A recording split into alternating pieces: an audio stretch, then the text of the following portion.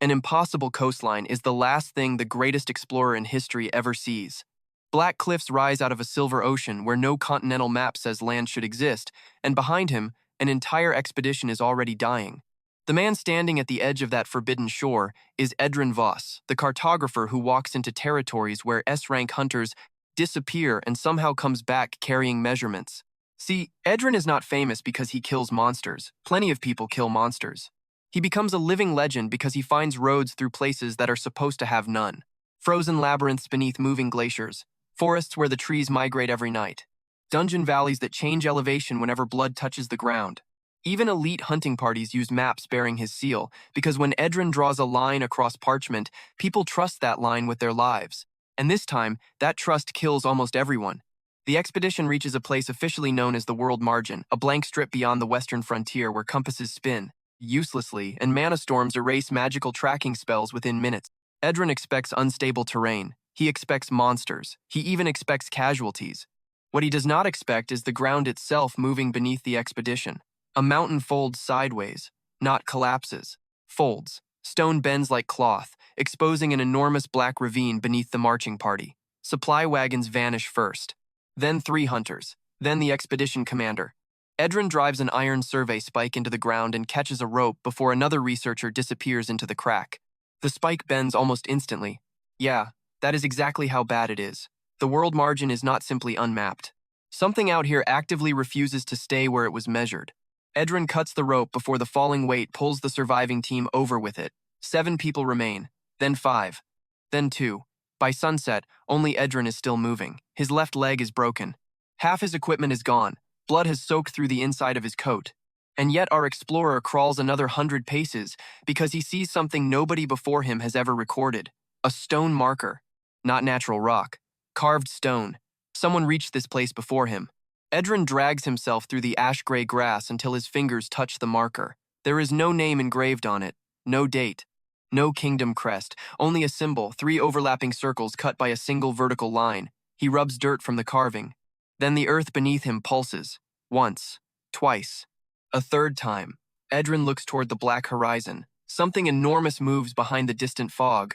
Our man does not get the chance to identify it. The ground opens, and the greatest explorer alive disappears at the edge of the world. His body is never recovered. His final expedition is declared lost. His last map ends with an unfinished line. 21 years later, Marek Vane stands in front of a class appraisal altar with exactly 0 mana. Not low mana, not poor mana. 0. The examiner checks the crystal twice, then a third time. Nothing changes.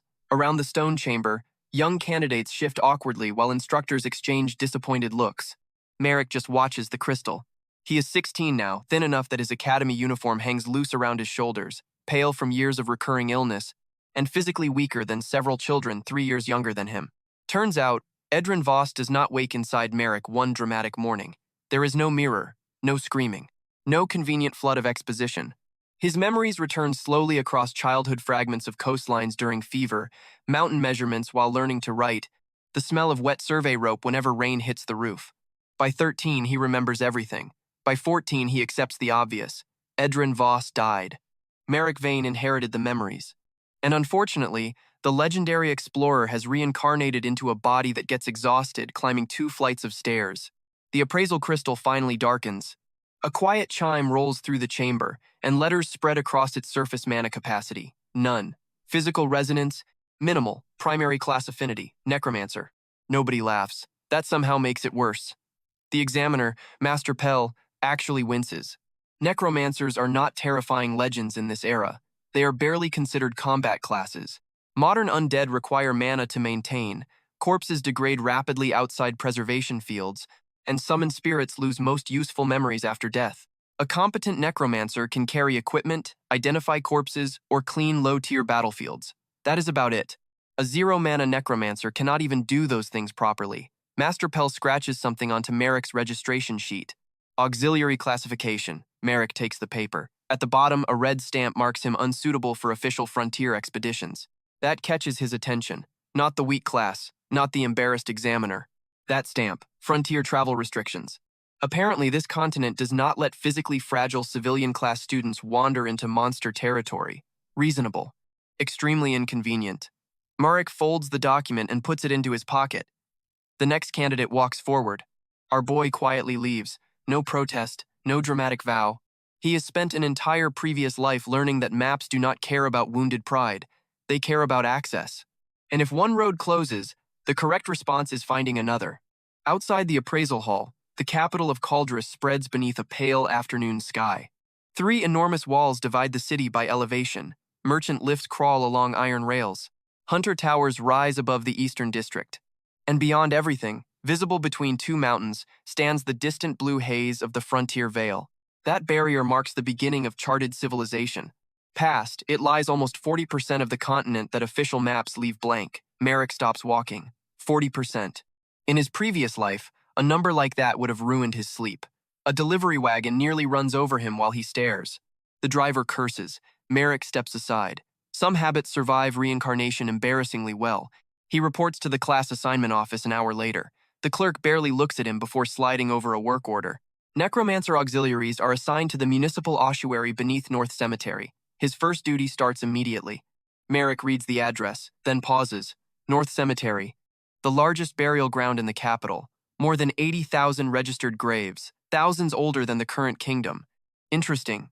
Very interesting. The ossuary supervisor is considerably less impressed. Mistress Hara is a broad-shouldered woman with gray hair, 2 reinforced prosthetic fingers, and the permanent expression of someone who has spent 30 years receiving useless apprentices. She takes one look at Marek's mana reading.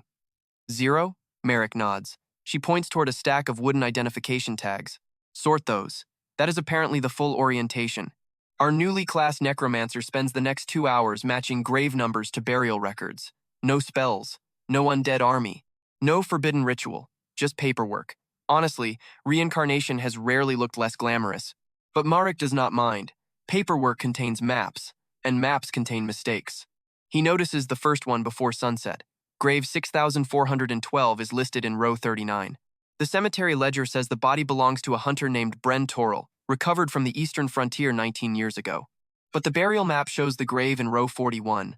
Marek checks another ledger, then another. Same contradiction. He carries the tag outside. North Cemetery covers an enormous hillside under twisted cedar trees. Stone markers spread in disciplined rows near the entrance, but farther uphill, older graves crowd together without proper spacing. Marek finds grave 6412 near a leaning retaining wall. He crouches, touches the stone. Nothing happens. Naturally. He has 0 mana. Marek removes his hand, then notices frost. A thin layer of white has formed beneath his fingertips. The evening is warm. Our guy touches the marker again. Something enters his head. Not a voice, a direction. East. 211 miles. Then south. 11 miles. Then downward. Marek freezes. The sensation disappears. He touches the grave a 3rd time. East. 211 miles. South. 11. Depth uncertain. And along with the coordinate comes something else. Rain. The smell of sulfur. A broken bridge. 3 stone pillars beside red water. Marek slowly removes his hand. Now that is interesting. The system behind his class finally stirs, but the message is nothing like a standard necromancer skill notice. A quiet readout forms across his awareness, residual death memory detected, terminal location preserved, grave anchor established. Marek reads it twice. Terminal location, not burial location. He looks at Bren Torrell's grave. The hunter died on the eastern frontier. His corpse was brought back to the capital. Yet whatever Marek just touched remembers where Bren actually died. Our explorer's expression changes. Barely. But it changes. He takes the burial tag and walks back inside. Hara. The supervisor looks up. Where was Bren Torrell recovered? She frowns. Who? Hunter. 19 years ago. Eastern frontier. Hera points toward the archive without asking why. Marek searches until he finds the recovery report. The document is damaged, but the coordinates are still readable. Eastern Survey Block 17. 210 miles from Caldris, roughly 12 miles south of Fort Kessel. Marek lays the page flat. Close, painfully close. The grave did not give him random information. It gave him a location. He needs confirmation. 1 corpse means coincidence. 2 means a pattern. 3 means a system. By nightfall, Marek has touched 17 graves. 12 give him nothing. 3 produce weak impressions too fragmented to locate. 2 respond clearly. A merchant buried 50 years ago points toward an abandoned road north of the capital. A soldier from the Glass Marsh War gives Marek a coordinate inside territory that has since become farmland. He checks both against archival death records. Both match. Not approximately. Exactly. Marek sits alone between the cemetery rows while lantern light flickers below the hill. His weakest class suddenly looks very different. Necromancers summon the dead. At least, that is what everyone believes. Marek's version does something far more useful. It lets the dead testify geographically. Every grave contains a final point. Every battlefield is a collection of coordinates. Every lost expedition leaves markers behind, provided even one body returns. And the continent has spent centuries burying failed explorers. Our boy looks toward the dark outline of the frontier veil. He no longer sees a restriction, he sees data. A sound behind him interrupts the thought. Scratching. Marek turns. The soil beside an old grave shifts. One skeletal finger pushes through, then stops. Marek stares at it. The finger wiggles once. Pathetic. He walks over and pulls. A tiny skeletal creature emerges from the dirt, not human, but some narrow-snouted burrowing animal no longer than his forearm. Half its ribs are missing, its skull is cracked, and instead of attacking, it immediately turns northwest. Marek rotates it east. The creature rotates itself northwest again. He turns it south. Northwest. Again. Interesting. A faint notification settles behind his eyes. Incomplete revenant, established. Retained memory insufficient for identity. Terminal instinct preserved. Marek crouches in front of the little skeleton. You remember something. The revenant scratches the ground, then points northwest. This is not a combat summon. It can barely stand. It is not even particularly intimidating. But Marek has never needed soldiers first. Explorers need bearings. He picks up the creature and carries it toward the records office. The tiny revenant keeps pointing northwest the entire way. Inside, Marek searches animal control burial documents. Nothing. Hara watches him from across the room. You planning to explain the dead rat? It is not a rat. What is it? Marek looks at the skull. He has absolutely no idea. Useful. Hera stares at him. Fair enough. He returns outside. The creature becomes agitated near the oldest section of the cemetery. Its small claws scrape against Marek's sleeve. Northwest. Northwest. Northwest. Marek follows. Past the cedar grove. Past the registered graves. Past even the cemetery wall. The revenant leads him toward a neglected slope, where weeds swallow broken stones. Unmarked graves. Hundreds of them. Marek stops. These are older than the Kingdom Registry. Some belong to plague victims. Some to criminals. Some to unidentified travelers recovered before modern identification magic existed. And some have no record whatsoever. The tiny revenant crawls from his hands. It drags itself toward one collapsed marker. Then taps the soil. Marek kneels. His fingers touch stone. The reaction hits instantly. Not one coordinate. Dozens. They explode across his awareness like points appearing on an invisible map. Northwest, west, far west, beyond the frontier veil, beyond every registered survey zone. Some stretch hundreds of miles into blank territory. One reaches so far that Marek initially assumes the skill has malfunctioned. Then another grave repeats almost the same direction, and another, different dead. Different centuries, nearly identical destination. His breathing slows. This is no longer coincidence. People have been dying in the same uncharted region for generations. Yet no official map marks a settlement, dungeon, road, or expedition route there. Marek touches a fourth grave. A flash cuts through his mind. White stone, a vertical canyon. 3 circles crossed by one line. His hand stops. For the first time that evening, the cold composure cracks. Not much, just enough. Marek knows that symbol. He saw it once before, at the world margin, minutes before Edran Voss died.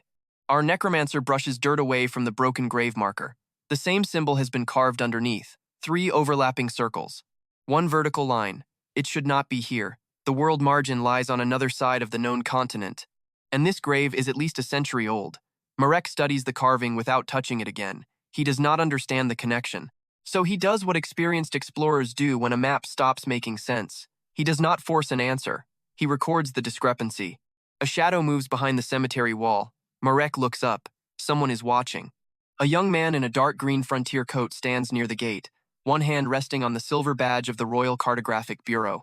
He has apparently seen enough to be curious. When Marek meets his eyes, the stranger turns and walks away. No confrontation. No introduction, just observation. Marek memorizes the badge pattern anyway. 3rd Survey Division. The same division responsible for reviewing applications to travel beyond the veil. Convenient. The tiny revenant scratches his boot, still pointing northwest. Marek looks down. Then toward the unmarked graves. then toward the distant barrier separating civilization from blank space. His old life ended because one expedition entered a territory with too little information. He is not repeating that mistake. This time, the dead themselves can build the map first. Marek returns to the ossuary before midnight. He takes out a roll of discarded burial paper, pins it across the largest table, marks the capital in the center.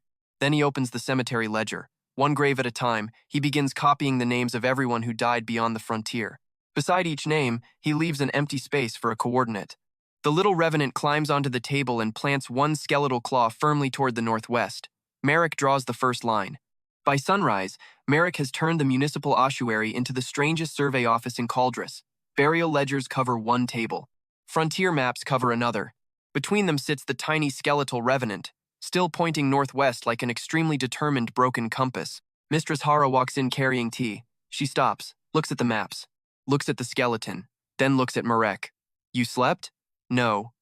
That explains nothing. Fair point. Our necromancer has spent the entire night testing a theory. Every corpse does not preserve useful information. Every grave does not respond. But death leaves different amounts of spatial memory, depending on how strongly the final location imprinted itself on the victim. A peaceful death inside a familiar bedroom produces almost nothing. A violent death in foreign territory leaves far more. Fear matters. Disorientation matters. Distance from home matters. And explorers, soldiers, merchants, hunters, fugitives, pilgrims, and missing person recoveries produce the strongest coordinates of all. Marek marks another point on the parchment. 37 responsive graves, 22 usable coordinates, 9 locations beyond current survey boundaries, and 3 vectors pointing toward the same unidentified region northwest of Caldris. That last part matters most. He places a brass divider across the map. The 3 lines converge near a mountain chain officially labeled the Hollow Teeth, except the convergence point lies beyond the mapped side of the mountains. According to modern records, nobody has crossed them successfully in 86 years. Interesting. Marek circles the region, then folds the map. He cannot reach it. Not yet. The red auxiliary stamp on his classification paper blocks independent frontier travel, and his zero-mana body cannot survive a real expedition anyway. So he needs access, information, equipment, and preferably a method of using his class without collapsing every time he raises something larger than a dead rodent. The last problem becomes obvious when he attempts a second summon. Hara gives him access to an animal disposal pit behind the cemetery. Mostly hunting dogs, pack beasts, pest creatures. Nothing valuable, perfect for testing. Marek finds the skeleton of a small, fox-like scavenger called a reed jackal. He places one hand against the skull. The interface behind his eyes responds almost reluctantly. Necromantic anchor available. Reconstruction possible. Mana requirement detected. There is the issue. Marek has none. He waits. The message does not change. Our guy taps the bone with one finger. Nothing. He tries again. Still nothing. Then the tiny revenant beside him scratches the earth. Marek watches it. The creature was not raised normally. It emerged near a grave after Marek activated death memory repeatedly. That means the process may not require mana in the conventional sense. Maybe mana is only one way to connect a corpse to a necromancer. Marek lowers his palm onto the reed jackal's skull. Instead of trying to command the corpse, he searches for the coordinate hidden inside it. Cold spreads through his fingertips. A direction appears. Southwest, 14 miles. A drainage gorge. A sensation of falling. The instant the death memory stabilizes, the bones twitch. Marek narrows his eyes. There. The connection is not power. It is location. He follows the memory deeper, not who the animal was. Not what it felt. Only where its final movement stopped. The bones shiver again. Then the ribcage pulls itself together. 1 leg. 2. The skull lifts. The result is ugly. The revenant stands crookedly with half a tail and one missing forepaw. But it stands. A quiet notification appears. Alternate necromantic pathway recognized. Spatial residue substituted for mana. Incomplete revenant. Stabilized through terminal coordinate. Marek reads every word carefully. Spatial residue. That is the mechanism. Normal necromancers force mana into dead tissue and maintain artificial movement. Marek does not have mana to force anything. Instead, his class uses the dead person's final location as an anchor. The corpse remembers where it stopped. Marek gives that memory continuity. Ridiculous. Completely ridiculous. Also extremely useful. The reed jackal turns southwest. The first revenant turns northwest. 2 broken skeletons, 2 different bearings. Marek moves them around the yard. The jackal continually reorients southwest. The smaller creature corrects itself northwest. He rotates both by hand. They resist, not physically, directionally. Each revenant behaves like a compass needle locked onto the place of its death. Our explorer smiles for the first time since reincarnating. Now this looks familiar. He spends the morning dismantling the mechanic. Distance affects stability. Older remains produce weaker movement but not necessarily weaker orientation. Incomplete skeletons still function if the skull or spinal core remains intact. Most importantly, Marek does not need to maintain constant energy. Once anchored, the revenant sustains itself using residual death memory. That means his 0 mana is not actually a limitation. At least not for this branch of necromancy. It is a filter. A strange one. Possibly a very dangerous one, but definitely a filter. Hara watches the tests from the doorway. You are not doing standard corpse control. No. I noticed when the dead animals started acting like survey needles. Marek pauses. You know cartography? I know what a compass is. Right. He continues. Hara steps closer to the jackal. It immediately turns southwest again. She crouches. That one died outside the city? 14 miles away. How do you know? It remembers. Hara's expression changes, barely, but Marek notices. What? She stands. Nothing. That answer is terrible. Marek has heard enough expedition leaders say nothing right before everything becomes complicated. He stores it away. Then the ossuary bell rings. A delivery team arrives with 6 bodies from a hunter incident near the eastern border. 3 men. 2 women. 1 unidentified corpse burned badly enough that the face is gone. Hera signs the intake papers. Marek watches from behind the records desk. Fresh bodies. Recent deaths. Strong terminal memory. Exactly what he needs. The bodies belong to a failed C-rank expedition. Their team entered a mapped ruin called Gannett Vault and encountered a monster migration that should not have been there. 4 died inside. 2 escaped the ruin but died during transport. Marek reads the preliminary report, then touches the first corpse. The response is immediate. Dark stone. Wet air. 37 miles east. Depth below ground. He marks the coordinate. Second corpse. Nearly identical. Third. Again. Fourth. Different. Marek stops. The 4th hunter did not die inside Gannett Vault. The body remembers a location almost 5 miles north of the reported ruin. That makes no sense. He checks the tag. Same expedition. Same recovery caravan. Same incident. Marek touches the corpse again. North. 5 miles. Deep underground. A narrow chamber. Cold metal. A sound like chains moving beneath water. Then something unexpected appears. A second spatial impression overlays the first. Not death. Movement after death. The corpse was transported. But not directly. Someone moved it north first, then returned it to the official recovery route. Marek withdraws his hand. Now that is ugly. Someone altered the recovery scene. He looks at Hara. She is busy with paperwork. Marek says nothing. Not yet. He examines the burned, unidentified corpse last. The terminal coordinate comes violently. North of Gannett Vault. Same hidden location. But this death memory is much stronger. A corridor of polished black stone. A circular door. And carved into the door, 3 overlapping circles. 1 vertical line. Marek immediately breaks contact. The room goes quiet. The tiny northwest revenant begins scratching inside its wooden crate. Fast, agitated. Hara looks over. What did you do? Nothing. That thing disagrees. Marek walks to the crate. The small skeleton repeatedly claws northwest, then east, then northwest again. For the first time, its direction is unstable. He lifts it out. The revenant points toward the burned corpse. Then northwest. Burned corpse. Northwest. Back and forth. The connection is obvious. Whatever killed this hunter near Gannett Vault is related to the symbol from the unmarked grave. And the symbol from Edran's death at the world margin. 3 locations. Different eras. Different parts of the continent. Same mark. Marek needs more data. That means he needs access to Gannett Vault. Unfortunately, auxiliary necromancers are not permitted inside active hunter zones without sponsorship. Fortunately, bureaucracy has weaknesses. By noon, Marek finds one. The Royal Cartographic Bureau pays small bounties for verified corrections to frontier maps. Most submissions come from hunters. Some come from merchants, very few come from necromancers. Marek takes Bren Terrell's grave coordinate, compares it with the old recovery archive, and prepares a correction notice for an abandoned eastern route. He does not explain the source.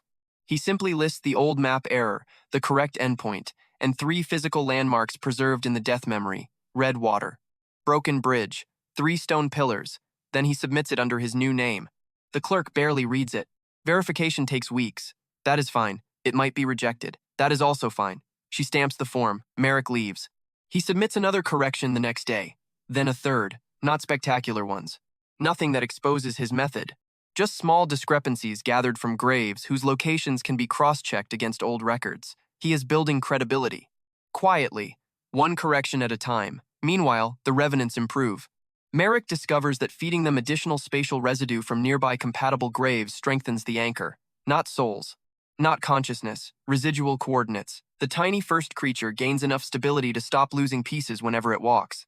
The reed jackal regains a complete foreleg formed from pale necromantic bone. Neither becomes strong. That is not the point. Their directional accuracy becomes absurd. Marek tests the jackal by blindfolding himself and carrying it through underground maintenance tunnels. Every time he sets it down, it turns toward its death site within seconds. No compass deviation, no mana interference, no magnetic disruption, nothing. A normal expedition would pay a fortune for something like this. Our necromancer currently has 2. By the 4th day, he creates 3 more. A crow skeleton that died above a mountain pass, a hunting hound whose final coordinate lies in marshland south of Cauldres, and a broken mule whose original body was recovered from an old trade collapse near the Western Road. Marek arranges them around a circular board, different bearings, different distances. Together they create intersections. That is when the mechanic becomes far more powerful. One dead traveler tells Marek where that traveler died. 2 travelers from the same lost route define a corridor. 3 define a probable path. 10 can reconstruct an expedition. Hundreds can rebuild forgotten geography. The dead are not merely coordinates, they are survey data. Marek begins creating a second map beneath the official one. He uses thin charcoal lines for registered roads, gray lines for verified death vectors, black marks for convergence zones. The Hollow Teeth gain 3 new probable passes. The eastern frontier gains 2 abandoned routes. An officially empty valley suddenly shows 6 deaths spaced along what looks suspiciously like a road. And Gannett Vault gains a hidden northern branch nobody has documented. Marek does not mark the symbol. He memorizes that location instead. Hera notices. Of course she does. You are hiding something. Marek keeps drawing. Several things. At least you are honest. She places an envelope on the table. Royal Cartographic Bureau. Marek looks up. That was fast. He opens it. His first correction has been verified. A survey team found the 3 stone pillars. Then the bridge. Then red mineral water exactly where Marek predicted. The Bureau awards him a provisional contributor rating. Small. Barely meaningful. But attached to the letter is something far more useful. A temporary field observation permit. Not independent expedition access. Still, it allows him to accompany licensed teams as a non-combat mapping assistant. Marek folds the permit once. Perfect. Hara watches him. You planned that. Yes. You got assigned the weakest cemetery job in the city 4 days ago. Yes. And now you are using dead people to earn government cartography clearance. Yes. She stares at him for several seconds. I miss normal apprentices. Marek almost laughs. Almost. Then the north bell rings again. This time, no delivery wagon enters. A man in a dark green frontier coat does. The same observer from the unmarked graves. 3rd Survey Division.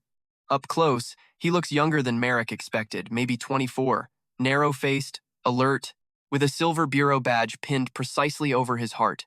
He introduces himself as Soren Vale, junior field cartographer, licensed C-rank route assessor. And apparently the person who verified Marek's correction. Soren places a copied map on the table. You submitted this? Marek nods. How did you know about the pillars? Research. They were buried under landslide debris. Old research. The bridge has not appeared on an official map in 43 years. Very old research. Soren does not smile. Good. Marek respects that. The cartographer points at the corrected coordinate. There is another problem. He unfolds a second document, Gannett Vault. Marek's attention sharpens. The Bureau is sending a reassessment team tomorrow, Soren says. The ruin shifted. Ruins do not shift. Exactly. Marek looks at the northern side of the map. 5 miles from the official entrance. The hidden death coordinate. Soren watches his eyes. You already know something. Marek says nothing. Soren taps the field permit. You want frontier access. Marek looks at him. You need a necromancer. No. Soren glances toward the 5 skeletal compass, creatures arranged around the table. I need whatever those are. The reed jackal turns southwest. The tiny first revenant points northwest. And the crow suddenly rotates east, toward Gannett Vault. Marek notices immediately. That should be impossible. The crow died in the northern mountains. Its terminal coordinate has always been north. Yet now it points east, slowly, rigidly, directly toward the hidden chamber beneath Gannett Vault. The other revenants begin moving, one by one. Their original bearings collapse. Northwest, southwest, north, west, all turn east. 5 dead creatures, 5 unrelated deaths, one direction. Marek stands. This is new, not stronger, not weaker, different. Something at Gannett Vault is pulling on the same necromantic coordinate network. Soren reaches for his map. What is happening? Marek closes the ossuary ledger. Then he removes the temporary field permit from the envelope and places it inside his coat. He does not explain. He does not speculate. There is no point. The dead have already given him the only answer that matters, a route. Marek lifts the smallest revenant onto his shoulder, gathers the other 4 into a reinforced carrier, and walks toward the equipment room. Tomorrow, he is leaving Cauldress, and this time, the map will be drawn before anyone gets buried. Gannett Vault is supposed to have 1 entrance. Marek finds the second before the expedition even reaches the first. The Royal Cartographic Bureau team stops on a ridge overlooking a basin of broken limestone, and every official map in Sorenvale's hands insists the ruin sits 300 paces east. Marek's 5 skeletal compass creatures disagree, all 5 point north. Soren slowly lowers the map. That is becoming irritating. Marek studies the slope. No.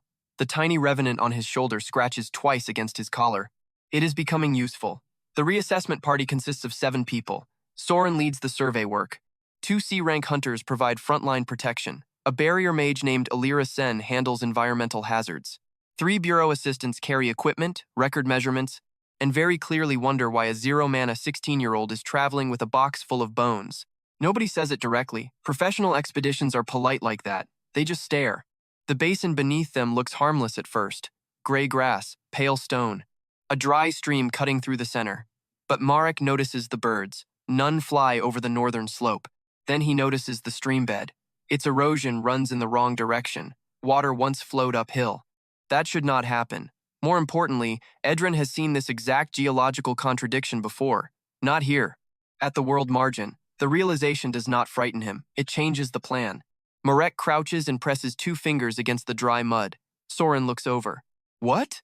The official entrance is not our priority anymore. One of the hunters snorts. His name is Garen Holt, a broad man wearing layered monster hide armor and carrying a hammer almost as tall as Marek. We came to inspect Gannett Vault. We are. Marek points north. From the side that killed people. Garen gives Soren a look. Soren gives Marek one. You have evidence? Marek opens the reinforced carrier. The reed jackal climbs out first. Then the skeletal hound. Then the crow.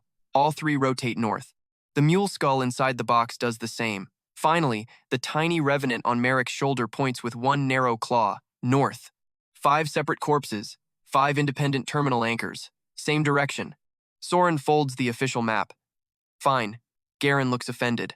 You are changing route because dead animals pointed? Soren starts walking. I changed route because the dead animals have been more accurate than our maps. Brutal, but fair.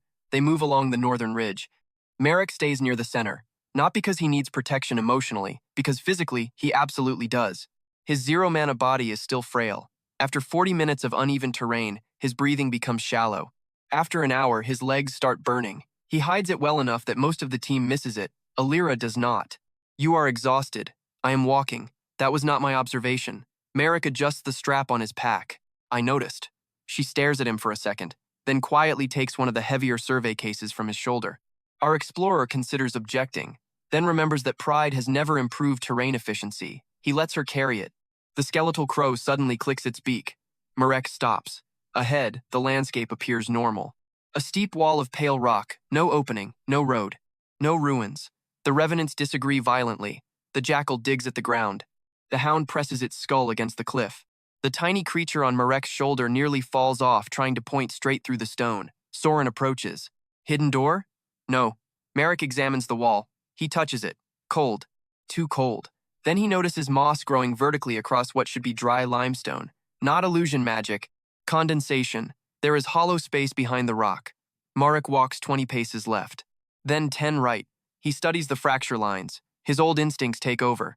Edran once mapped burial tunnels beneath a city where every passage had been sealed deliberately. Stoneworkers always leave pressure clues. Weight needs somewhere to go. This cliff is carrying itself incorrectly. Marek points at a narrow crack near the base. Hit there. Garen raises an eyebrow. With the hammer? That is generally what it is for. The hunter looks at Soren. Soren smiles for the first time. Garen does not. He swings. The hammer strikes limestone. Nothing happens. Then the entire cliff face drops half an inch. Dust spills from a seam stretching 12 feet upward. Elira immediately raises a barrier. Good instinct. Garen strikes again. This time, a slab of stone tilts inward. Cold air pours out. The smell follows. Wet iron, old ash, and something sweet enough to make one bureau assistant gag. A corridor waits behind the false wall. Polished black stone, exactly like the burned hunter's death memory. Nobody laughs at Marek's skeletons anymore. Soren lights a mana lantern. New branch confirmed. Marek shakes his head. Old branch. Soren glances at him. The exterior seal predates the erosion around it. Our necromancer points toward grooves along the floor. Something opened this repeatedly before the rockfall covered it. Garen lowers his hammer. Something? Marek looks into the dark. Or someone. The party enters. The corridor descends gradually. 50 paces. Then 100. Mana lanterns weaken as they move. Elira frowns at hers. Suppression field. Soren checks a crystal gauge. Gannett Vault should not suppress mana. There it is, the first major mismatch. Edran's memories contain hundreds of dungeon phenomena. He remembers old frontier reports too. Gannett Vault existed during his previous life. Smaller, stable, boring by S-rank standards. No moving architecture, no mana suppression, no black stone annex north of the main structure. Marek had assumed the ruin changed naturally during the 21 years between lives. Now that explanation becomes painfully weak. Someone altered it. Gannett Vault was never what the maps claimed. He removes a notebook from his coat. One line goes onto the page. Previous structural model invalid. No panic. No attachment. Old maps become dangerous the moment someone loves them more than reality. Marek redraws the route. The expedition continues. At the first junction, the official compass fails. At the second, Soren's path marker spell rotates backward. At the third, Garen finally stops making comments about necromancers. Because Marek's revenants still work perfectly, the dead do not care about mana suppression. Their coordinates remain absolute. That is the advantage. And apparently someone designed this place assuming intruders would depend on magic. The corridor opens into a circular chamber. 6 doorways line the walls, all identical. Soren curses quietly. This is not on any archive. Marek sets the 5 revenants down. Each creature turns. 3 point toward separate doors. 2 point behind them. Useless at first glance. Then Marek kneels. He rotates the circular map board from the ossuary and marks every direction. Terminal bearings, not routes. Important difference. A compass points toward destination even when a wall stands between both points. Our cartographer begins calculating. He takes the known entrance coordinate, the hidden death coordinate, the angles produced by 3 revenants. Then he sketches likely corridor geometry. Soren watches over his shoulder. You can triangulate underground from those? Not accurately. That sounded accurate. Give me 3 more corpses. Nobody enjoys that answer. Unfortunately, the vault provides them. A scream echoes from the eastern doorway. Not human. Almost. Garen raises his hammer. The second hunter, Lysa Kor, draws twin blades. Elira's barrier flickers into place. Something crawls out of the dark. A dead hunter, or what remains of one. Leather armor hangs from a gray body whose limbs bend at angles they definitely should not. Black mineral growths cover the spine. The corpse opens its mouth. A metallic whistle blasts through the chamber. Then 5 more shapes answer from the corridor. Soren steps backward. Corpse mimics. Garen charges. The first hammer strike caves in a rib cage. The creature keeps moving. Lysa cuts through its neck. Still moving. Elira fires a compressed barrier shard through another creature's skull. Nothing. The things are not functioning through normal anatomy. Marek notices immediately. Black mineral. Every corpse has it. The growths pulse simultaneously. Shared control. Not 6 monsters, 1 network. A second wave pours from another doorway. Now there are 12. Garen gets surrounded. Lysa retreats toward the center. 1 bureau assistant freezes. Bad, very bad. Marek grabs the assistant by the collar and pulls him backward seconds before a corpse mimic slams into the floor. His arms nearly give out from the effort. Reminder, legendary expertise does not magically produce legendary muscles. The tiny revenant launches itself from Marek's shoulder, straight at the mimic. Its claws are barely strong enough to scratch leather. The attack accomplishes absolutely nothing, except the creature turns its head. 1 second. That is enough. Lysa's blade punches through the black mineral node behind its ear. The mimic collapses instantly. Marek sees it. There. Lysa looks at him. Where? Black growth behind the skull. Another mimic charges. Marek points. Not the head. The node. Garen changes target. His hammer crushes the mineral cluster. The corpse drops. Now everyone understands. Phase 1 is over. The monsters are no longer unknown. Phase 2 begins. The hunters destroy 3 nodes, then 4, but the remaining mimics adapt. They stop exposing their backs. Instead, they press against the walls and move sideways like insects. One climbs the ceiling. Another attacks Alira's barrier from above. Smart. Too smart. Marek watches the black mineral pulses. 1, 2, pause. 1, 2, pause. Signal rhythm. The network is coordinating them from somewhere else. Destroying individual nodes is inefficient. There must be a transmitter. He closes his eyes for half a second. Not to think dramatically, to remove visual noise. The dead remember where they die. These corpse mimics are dead, which means Marek walks toward the nearest fallen one. Soren grabs his sleeve. What are you doing? Mapping. That thing tried to eat Garen. It failed. That does not make it safe. Marek touches the corpse. Cold detonates through his hand. The death memory hits. Not this chamber. Farther down. A narrow bridge. Black water. Then impact. The original hunter died elsewhere. The corpse was moved here afterward. Exactly like the body in the ossuary. Marek touches the second fallen mimic. Different death. Same transportation vector. Third. Again. Every corpse passed through one location after dying. A convergence point. A processing chamber. The place controlling the network. The system finally speaks up. Multiple terminal residues overlap. Route convergence detected. Secondary function available. Grave. Line projection. Marek opens his eyes. That name matters. A new ability forms intuitively. Not resurrection. Not combat magic. He can connect multiple death coordinates and project the route most likely shared between them. Roughly, imperfectly, exactly his kind of skill. Pale lines appear across Marek's vision. 3 dead hunters. 3 terminal locations. 3 post-mortem movement traces. The lines intersect. Behind the western wall. Marek points. There. Soren sees nothing. What? The source. A corpse mimic lunges at Marek. The skeletal hound intercepts. It cannot fight. It does not need to. The revenant jams its own body between the mimic's legs. Bones scatter. The monster stumbles. Marek falls backward. Garen's hammer passes over him and obliterates the node. Silence. The hound's skull rolls across the floor. One pale eye flame still burns inside it. Marek picks it up. Useful. The jaw clicks once. Apparently approval survives death. The remaining mimics begin withdrawing. All at once. Toward the western side. Exactly where Marek pointed. Soren does not hesitate anymore. Break the wall. Garen grins. Finally, instructions he enjoys. The first strike cracks stone. The second opens a hole. The third reveals a narrow service passage packed with black cables growing directly through the rock. Alira goes pale. Those are not cables. She is right. They are roots, mineral outside. Organic inside. Every pulse running through them matches the rhythm of the corpse nodes. Marek kneels beside one. Does not touch it. Not yet. Lysa looks down the passage. The mimics are retreating.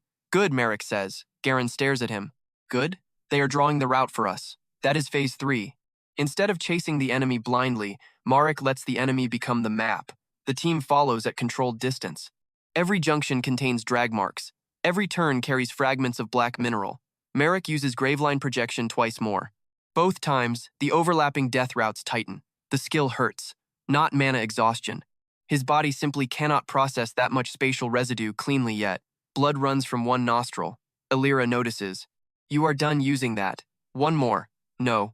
Marek looks at the next junction. 2. She looks ready to physically remove him from the dungeon.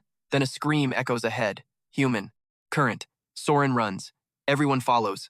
The passage opens above a deep chamber. Below them, 3 surviving hunters are trapped behind a broken barrier. Not from Marek's expedition. The missing members of the original Gannett Vault reassessment team. Alive. Barely. Dozens of corpse mimics surround them. And in the center of the chamber stands a column of black stone covered in pulsing roots. The network core. There is also something else. A circular door behind it. 3 overlapping circles. 1 vertical line. Marek stops. There it is again. World margin. Unmarked grave. Burned hunter. Now Gannett Vault. The pattern is no longer a coincidence. But that mystery can wait. People are dying now. Garen looks at the chamber. Too many. Lysa counts exits. 4 routes. Alira checks her fading mana. My barrier will not hold against all of them. Soren looks at Marek. That is new too. 5 minutes ago, the bureau cartographer would have asked the hunters. Now he asks the 0-mana Necromancer. Can your dead things find another way down? Marek studies the chamber. then the bodies, then the core. No, Garen swears. Marek continues. But they can tell us where not to stand. He touches the skeletal hound's skull. Graveline projection activates. The fallen mimics above. The burned hunter from the ossuary. The fresh corpses below. Too many impressions. The lines appear anyway. Hundreds of pale vectors slash across Marek's sight. Chaotic, overlapping, painful. Then he notices the empty space. Every death route bends around one narrow strip beside the western wall. Nobody dies there, across multiple incidents, across different teams. The mimics avoid killing in that corridor. Why? Marek looks at the black roots. Because the control network runs beneath it. Damage there would threaten the core, he points. Western wall, narrow ledge. Soren understands first. Safe route? Safer? That is not the same thing. It never is. They descend. Phase 4 begins brutally fast. Alira places the barrier only on the western flank. Lysa protects the survivors. Garen does not attack the mimics at all. He attacks the floor. 1 strike. Cracks spread. 2. Black roots appear. The corpse army convulses. Every mimic turns toward him. Perfect. Marek raises the tiny revenant. The creature points directly at the central column. The first grave compass. The weakest summon. The little skeleton that could barely crawl 3 days ago now gives the expedition the final bearing. Marek points with it. 3 feet left of center. Garen throws the hammer. Not swings. Throws. The weapon crosses the chamber like a siege projectile. It hits exactly where Marek indicates. The black column ruptures. Every corpse mimic collapses simultaneously. Absolute silence follows. Then the trapped hunters start laughing. One laughs so hard he begins coughing blood. Fair reaction. Soren looks around the chamber. At the dead monsters. At the destroyed core. At Marek.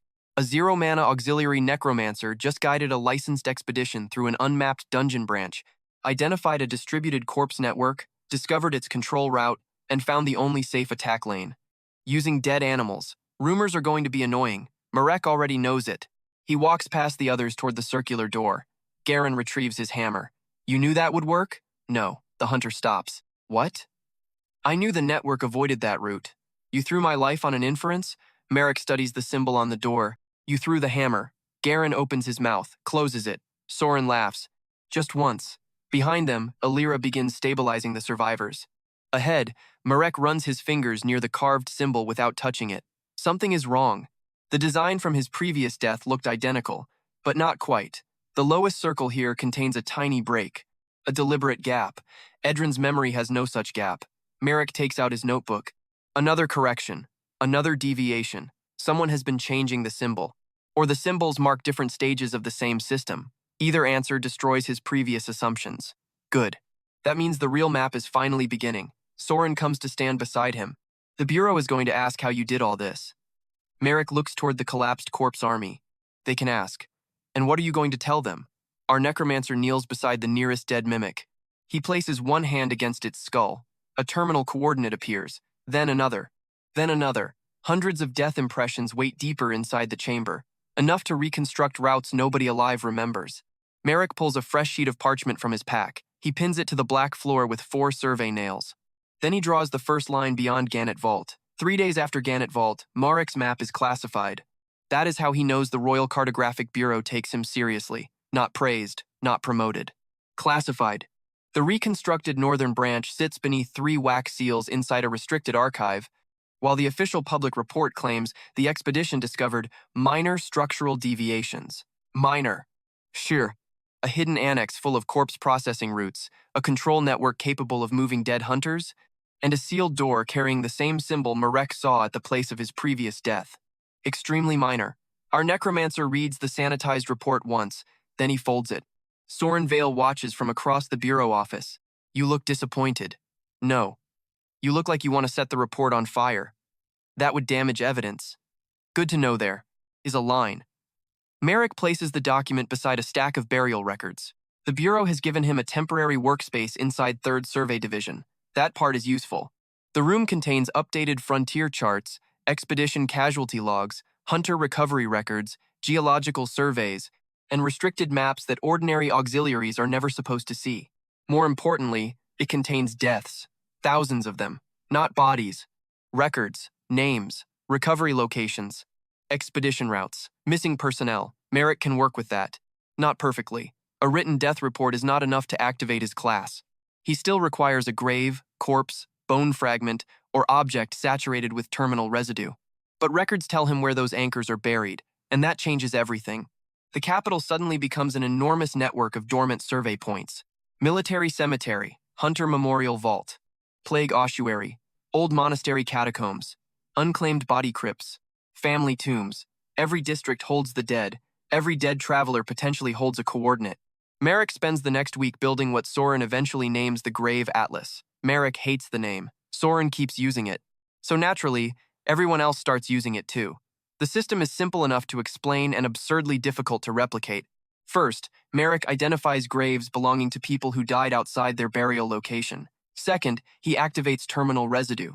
Third, his revenants preserve the bearing. Fourth, multiple bearings are cross-referenced against archival routes. Finally, suspicious convergence zones are marked for physical verification. At first, 3rd Survey Division gives him 12 records, then 30, then 100. By the end of the week, Marek has processed 216 usable death anchors. 143 produce stable coordinates. 78 correspond to already known locations. 31 reveal small map errors. 19 suggest forgotten roads. 11 point into active restricted zones. And 4 lead beyond the current frontier entirely. 4. That number changes the atmosphere inside the Bureau. Because 1 unknown coordinate is an anomaly, 4 are a budget proposal. 3rd Survey Division starts moving. Soren sends field teams to verify the nearest corrections. 3 return confirmed. 1 finds an old stone road buried beneath 30 years of landslide debris. Another locates a collapsed hunter shelter exactly where Marek predicted. The 3rd discovers a narrow mountain passage that shortens a dangerous supply route by almost half a day. That one makes merchants care. And once merchants care, officials care embarrassingly quickly. Marek's provisional contributor rating increases, then increases again. The red restriction on his class registration remains. But the Bureau adds a secondary designation beneath it, Specialized Spatial Necromancy Field Relevant. Master Pell from the appraisal hall apparently signs the amendment himself. Marek receives a copy. He stares at the words for several seconds. 0 mana, weakest class on the continent. Field relevant, progress, small, bureaucratic, deeply satisfying progress. The dead creatures improve too, not dramatically. Marek refuses to waste useful mechanisms by forcing them into combat roles they were never designed for. Instead, he strengthens what they already do. The skeletal crow becomes able to preserve altitude as well as direction. That matters. A horizontal bearing can point toward a mountain, a tunnel, or something beneath the mountain. Altitude separates those possibilities. The reed jackal develops route persistence. If Marek allows it to walk instead of merely point, it begins favoring terrain similar to the path its original body traveled before death. Not perfect memory, more like physical preference. Dry ridge instead of wet valley. Stone instead of loose mud. Shade instead of open terrain. Tiny clues. Extremely valuable clues. The broken hound changes most. After Marek rebuilds its scattered bones from Gannett Vault, it begins reacting to post-mortem movement. Corpses that were transported after death make the hound restless. Corpses left where they died do not. That means it can identify tampered recovery sites. Our explorer tests it on 6 known cases, 5 correct responses. 1 uncertain, good enough to matter. The tiny first revenant remains weak. Still narrow-snouted, still cracked, still capable of losing a toe because it walks into furniture. But it develops one strange habit. Whenever Marek places a map nearby, the creature climbs onto it, then sits on blank areas. Not known routes, not marked graves, blank areas. At first, Marek assumes coincidence. Then it does this 7 times. Soren notices on the 8th. That thing dislikes cartography. It dislikes empty space. Same profession, different philosophy. Marek studies the little skeleton. It taps the northwest edge of the map. The hollow teeth. Again. Always the hollow teeth. That region is becoming impossible to ignore. 3 old graves already point beyond it. 2 frontier casualties align with the same general corridor. And 1 merchant recovered from a century-old caravan gives a terminal bearing that crosses straight through the supposedly impassable mountain chain. The data does not prove a passage exists, but Marek has mapped enough dead ends in 2 lives to recognize when the map is lying. Something once moved through those mountains, possibly many things. Then someone stopped recording it. The question is why. 3rd Survey Division gives Marek a small field room beneath the map archive. Within 2 weeks, it stops looking small. Wall charts cover nearly every surface. Black thread connects graves to death sites. White pins mark confirmed discoveries. Gray pins mark probable ones. Red pins mark locations related to anomalous corpse movement. There are now 9 red pins. Gannett Vault is only 1. That is worse than Marek expected. One case appears near the northern mines, another near a ruined monastery. 2 belong to hunters recovered from the western salt flats. 3 more come from old military corpses relocated decades ago. Different dates, different regions. Same pattern. The dead were moved after dying, not for burial. Before recovery, somebody transported bodies through secondary locations first. The Hound confirms it whenever Marek can access remains. Marek does not tell the entire bureau. He tells Soren. And Soren stops joking for almost a full minute. A smuggling route? Possibly. For corpses? Possibly. Why? Unknown. That is a terrible answer. It is the accurate one. Soren leans against the table. Any connection to Gannett Vault? Marek looks toward the red pins. Not enough evidence. That is technically true. He has one connection he cannot share yet. The symbol, 3 overlapping circles. 1 vertical line. The mark appears at Edran's death site. On the unregistered grave outside North Cemetery. Inside Gannett Vault. And now somewhere else. Marek found the 4th mark that morning. Not carved into stone. Stamped into a military recovery ledger. Tiny. Faded. Almost hidden beneath an ink correction from 73 years ago. Beside the names of 6 soldiers whose bodies were recovered from the hollow teeth, the same hollow teeth where his revenant keeps pointing, Marek copies the page by hand. He does not remove the original. Good investigators do not announce which evidence matters, especially when someone went through the trouble of hiding it once. Meanwhile, outside the bureau, Marek's reputation becomes inconvenient. Hunters start calling him the Grave Surveyor. Marek dislikes that name less than Grave Atlas. Barely. 3 guilds request consultations. 2 want him to inspect old failed routes. 1 wants exclusive access to his necromancy. He rejects all 3. Independent explorers begin leaving letters at North Cemetery. Some contain money, some contain maps. Some contain bone fragments. That last category causes Hera to threaten several people with a shovel. Reasonable.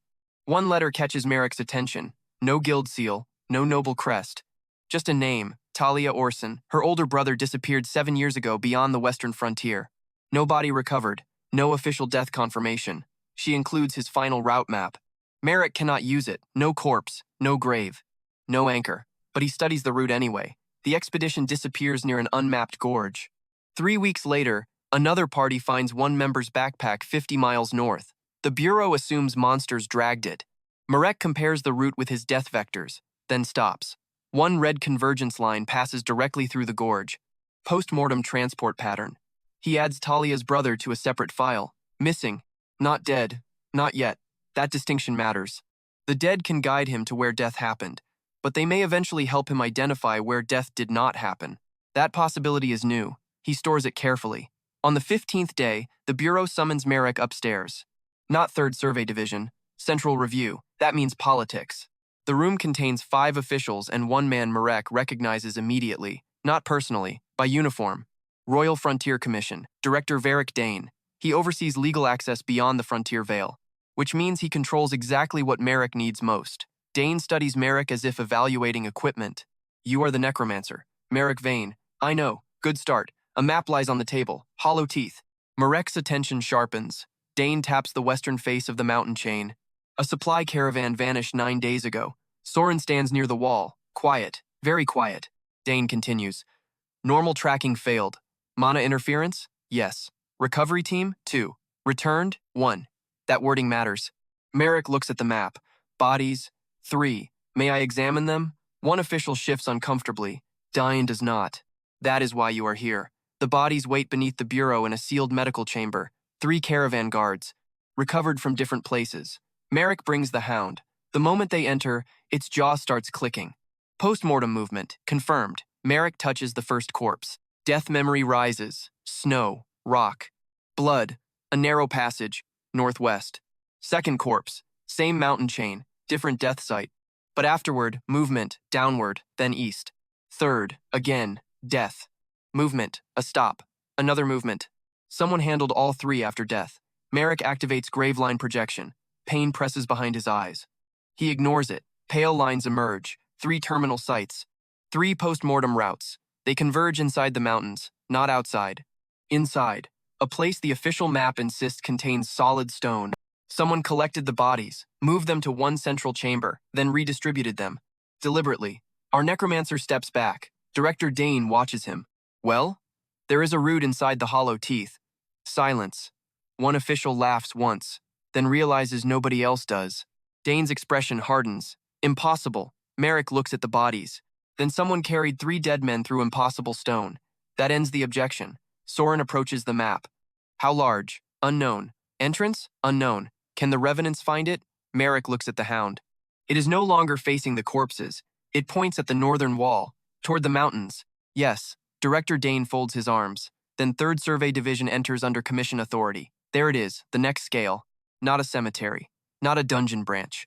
A frontier mountain chain officially considered impassable. Marek says nothing. Dane notices. What? I want the original recovery documents. You will receive copies. Originals. One official stiffens.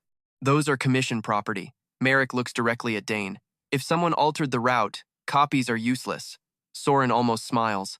Dane does not. But after several seconds, he nods. Granted. That evening, Marek receives the sealed case. 3 recovery reports, 1 caravan manifest, 1 surviving scout statement, and an older packet added by mistake. At least, it looks like a mistake. The packet is nearly 80 years old. Hollow Teeth Military Survey, 6 dead soldiers, same names from the ledger Marek copied earlier. He opens it slowly. The first page contains standard casualty information. The second contains terrain notes. The third is a map. Most of it has been blacked out, not faded. Deliberately obscured. Marek angles the paper toward the lamp. Pressure marks remain where the original ink once dried. A road, through the mountain, a chamber, then a route extending far northwest, beyond the frontier veil, far beyond every modern survey. And at the bottom corner sits the mark, 3 overlapping circles, 1 vertical line. But this version contains the same gap Marek saw at Gannett Vault. He turns the page. Something falls onto the table. A thin metal token, old, blackened. One side carries the crest of a vanished frontier regiment. The other carries a different symbol, not the 3 circles. A map grid, except the lines do not form squares. They form grave markers. Marek's tiny revenant sitting on the table nearby reacts instantly. It lunges, not toward the hollow teeth map, toward the token. Its cracked skull presses against the metal. Then every revenant in the room changes direction. The crow, the jackal, the hound, the mule. All of them point at the same object. Marek does not move. For weeks, he has assumed his ability reads individual memories left by the dead. 1 corpse, 1 final location, 1 coordinate. But 5 unrelated revenants are reacting to something carried by soldiers who died nearly 80 years ago. That means there may be a layer beneath individual death memory, a shared structure, a network, something old enough to connect graves across different regions. Marek picks up the token with a cloth. Cold immediately penetrates the fabric. A message burns quietly across his awareness. Not a full notification.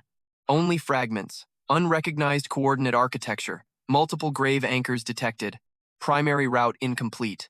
Authority mismatch. Then nothing. Marek reads the dead silence that follows. Authority. That word is new. He places the token beside the map. The hollow teeth route. Gannett Vault. The world margin. The forgotten grave. For the first time, the points almost form something larger. Almost, but not enough. Not yet. So Marek does not force the answer. He pins the token to the center of the grave atlas. Then he takes every verified death vector connected to the hollow teeth and starts drawing. 1 line, then another, then 12 more. By midnight, the wall is covered. The paths do not converge on a tomb.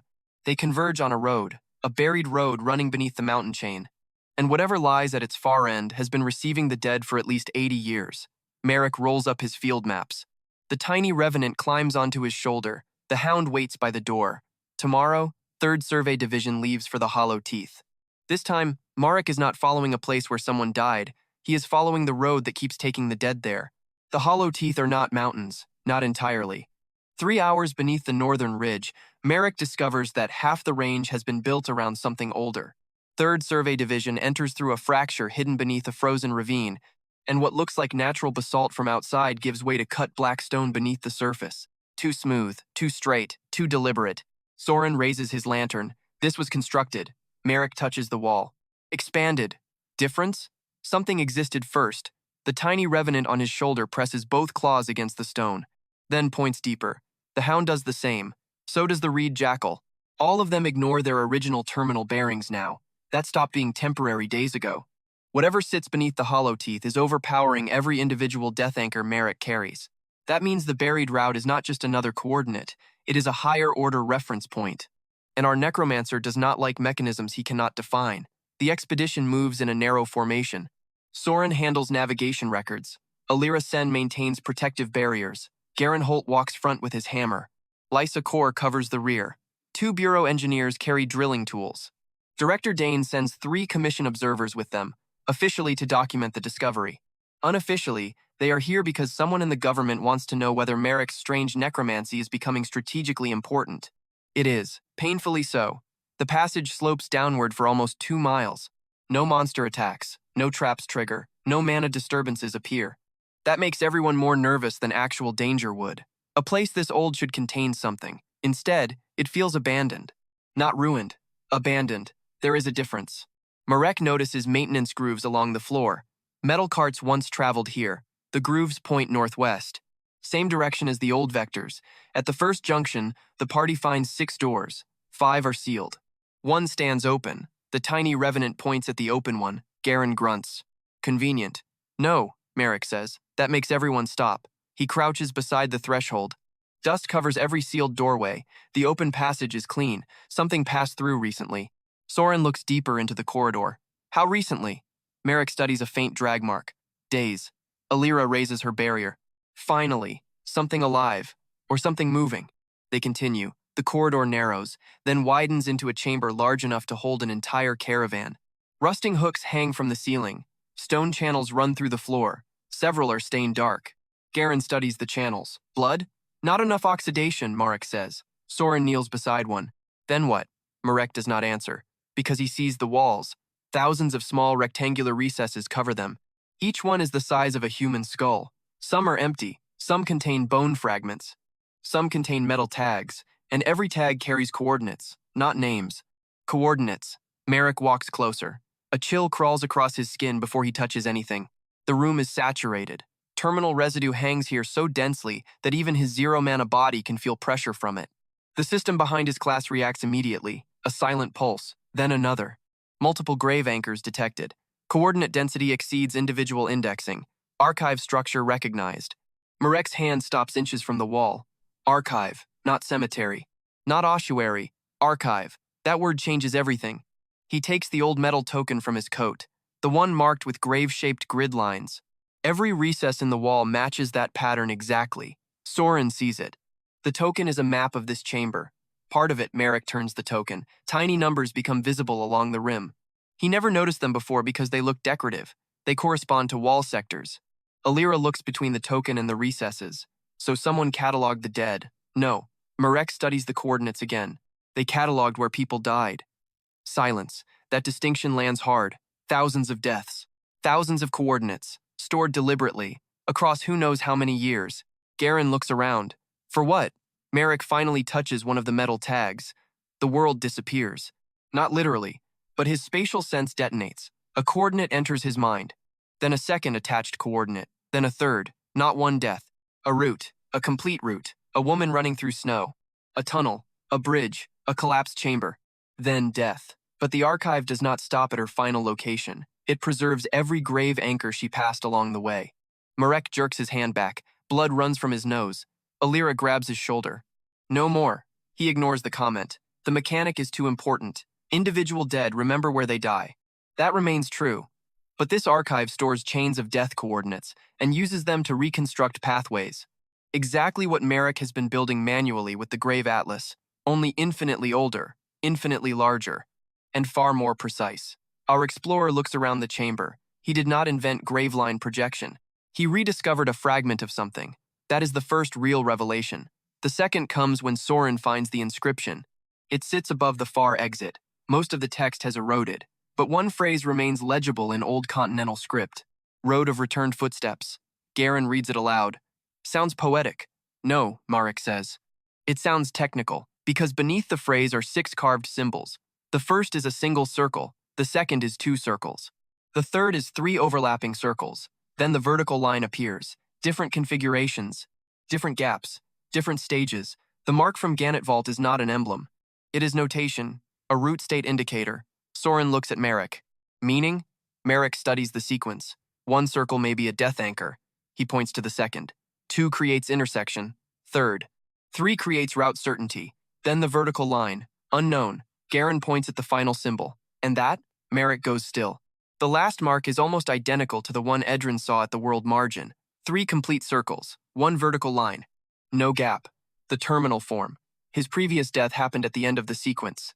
That is not comforting. They proceed through the far exit. The next corridor contains no tags, only pillars. Each pillar holds a single black stone plate. The first plate activates when Marek approaches. Not with mana, with his class. A message presses into his awareness. Authority mismatch. Archive access restricted. Secondary lineage detected. Residual compatibility confirmed. Soren sees Marek stop. What happened? Nothing useful. Alira gives him a look. That expression means the opposite. Fair. Marek places the old token against the plate. The reaction is immediate. The entire chamber lights up. Thin white lines appear beneath the stone floor. They spread from pillar to pillar. Coordinates, millions of them, not written as numbers. Structured geometrically, the floor becomes a map of the continent. Then beyond it, the known coastlines appear first. Caldris, the eastern frontier, the western salt flats, the hollow teeth, Gannet Vault, all marked. Then the map expands. Past the frontier veil, into blank regions no modern chart contains. Soren forgets to breathe for a second. Lysa whispers something brutal under her breath. Even Garen has nothing to say. Marek steps toward the center. The dead have mapped the entire continent before, maybe more than the continent. Roads appear where modern maps show mountains. Cities appear beneath current deserts. 3 enormous route networks cross territories now considered impossible to traverse. And far to the west, the world margin. Not blank, marked. Connected. Edran died at the edge of a road the living world forgot. Marek feels the old memory return. Silver ocean, black cliffs, the carved marker, the moving shape behind the fog. He had believed he reached an untouched frontier.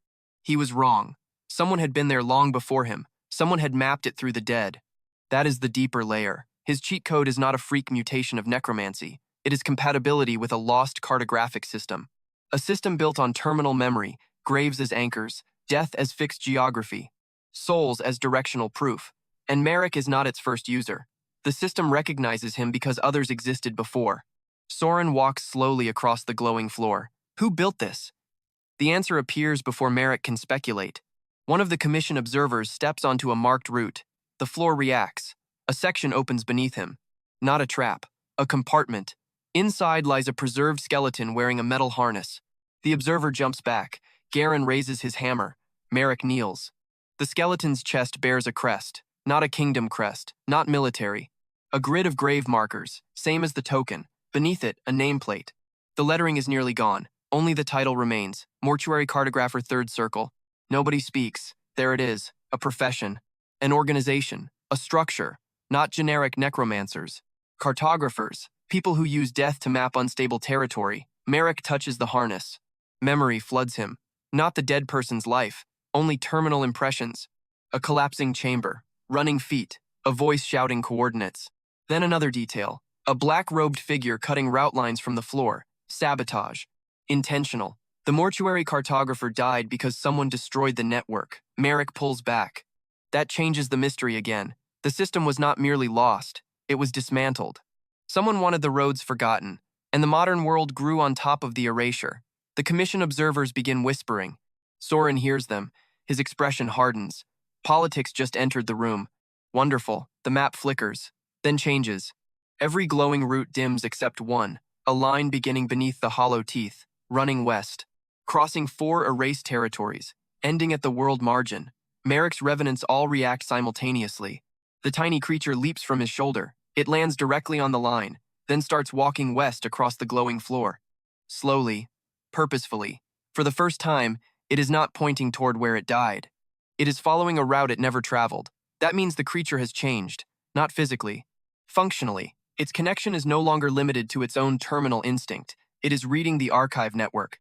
Companion evolution is beginning. Incomplete, but unmistakable. Marek watches it stop at a symbol midway between the hollow teeth and the world margin, a buried city marker, unknown to modern maps. The little revenant taps it repeatedly. Soren crouches. What is there? Unknown. Of course. Marek copies the symbol. Then the floor suddenly goes dark. One pillar remains active, the nearest. A final message appears. Archive integrity compromised. External route access detected. Unauthorized observer active. Marek's eyes narrow. External. Someone else is connected. Now, not centuries ago. Now. The far wall opens. A hidden compartment slides aside. Inside rests a single fresh corpse. Fresh, maybe 2 days old. That is impossible. This chamber has been sealed beneath the hollow teeth for decades, yet the body wears modern frontier clothing. Lysa checks the throat. Killed recently. Marek recognizes the uniform. Royal Frontier Commission. One of Director Dane's missing survey officers. Reported dead 12 days ago on the opposite side of the mountain range. Marek touches the corpse. Terminal coordinate. Not here. East side. Then post-mortem movement. Into the hollow teeth. Through the archive. Then west. Far west. The corpse traveled farther after death. Much farther. Then returned. Marek activates graveline projection. The chamber groans. The old network catches the skill. For one brutal second, his personal ability connects to the ancient archive. The pale route becomes enormous. A line cuts beneath the floor, through the mountains, across the lost road, toward the world margin. Then another line appears, moving in the opposite direction. Coming toward them, our necromancer goes still. Something is using the road. Soren sees his face. What? Marek looks at the glowing line. Traffic. Garen grips the hammer. Living? Unknown. How far? Marek calculates.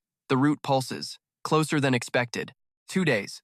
That changes the expedition immediately. No one jokes, no one debates.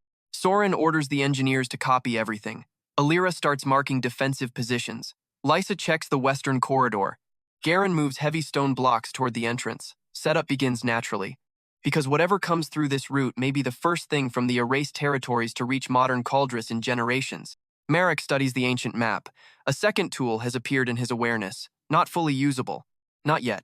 The archive calls it route binding. He understands only the basic principle. Multiple graves can define a path. Enough grave anchors can also constrain one. A route can be fixed, forced, possibly sealed, possibly redirected. That is the skill he will need later. He cannot use it now. His body would probably collapse. So he tests something smaller. Marek places 3 bone tags around the fresh corpse, one at the head, one near the feet, one beside the door. Then he activates 3 terminal bearings at once. The pale lines connect. For half a second, the corpse cannot be moved beyond the triangle. Garen tries. The body stops as if hitting invisible stone. Then Marek's vision goes white. He drops one hand to the floor. Alira catches him before he hits completely. Done. This time he agrees, because the test worked. Route binding exists. Small scale only. Dangerously unstable. But real. Chekhov would approve. Outside the chamber, something else is happening. Far away in Cauldres, Director Varric Dane receives a sealed message. Not from 3rd Survey Division.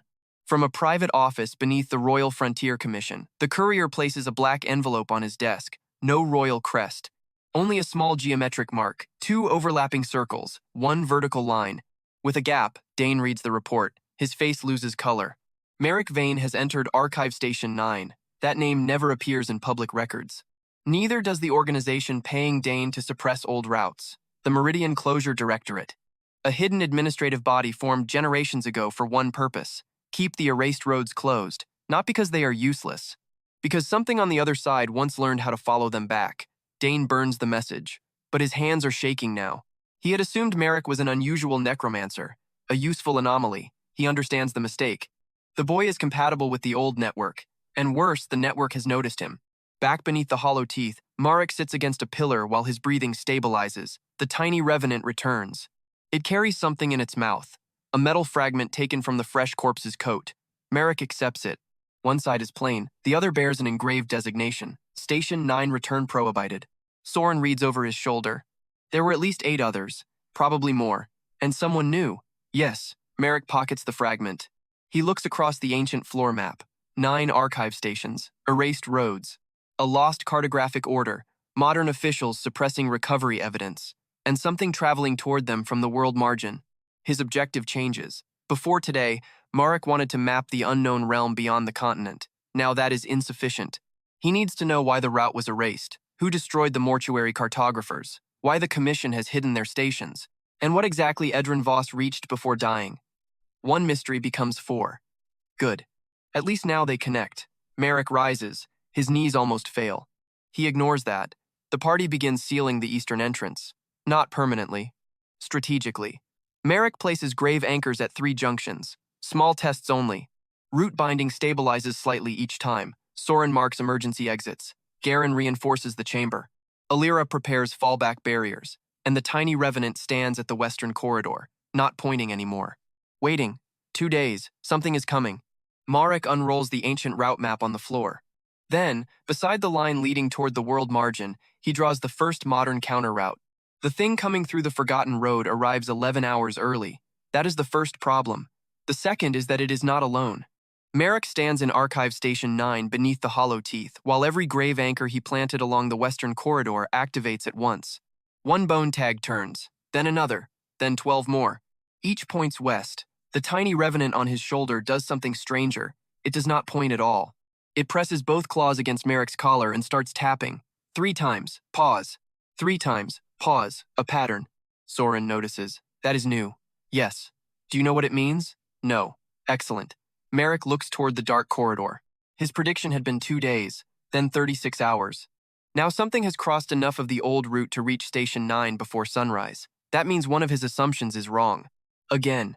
Our cartographer takes the ancient route map and scratches out his previous travel estimate. No frustration. No denial, just correction.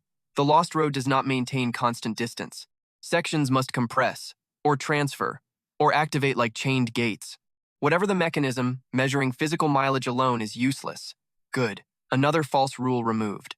Alira walks over with a barrier crystal in each hand. We have movement at the 3rd marker. How many? Garen says 1 large signature. Marek watches the grave tags. No. Alira looks at him. No? Multiple. The anchors are not reacting to living bodies. They are reacting to death residue. And the western corridor suddenly feels like a graveyard moving toward them. That is considerably worse. They reach the defensive junction 2 minutes later. Garen stands behind a stone barricade. Lysa waits on the elevated ledge with both blades drawn. Soren has 3 retreat routes marked in white chalk. The bureau engineers are already back inside the archive chamber. Nobody wastes time asking whether Marek is certain. Gannett Vault cured that habit. A sound rolls through the tunnel, metal dragging across stone.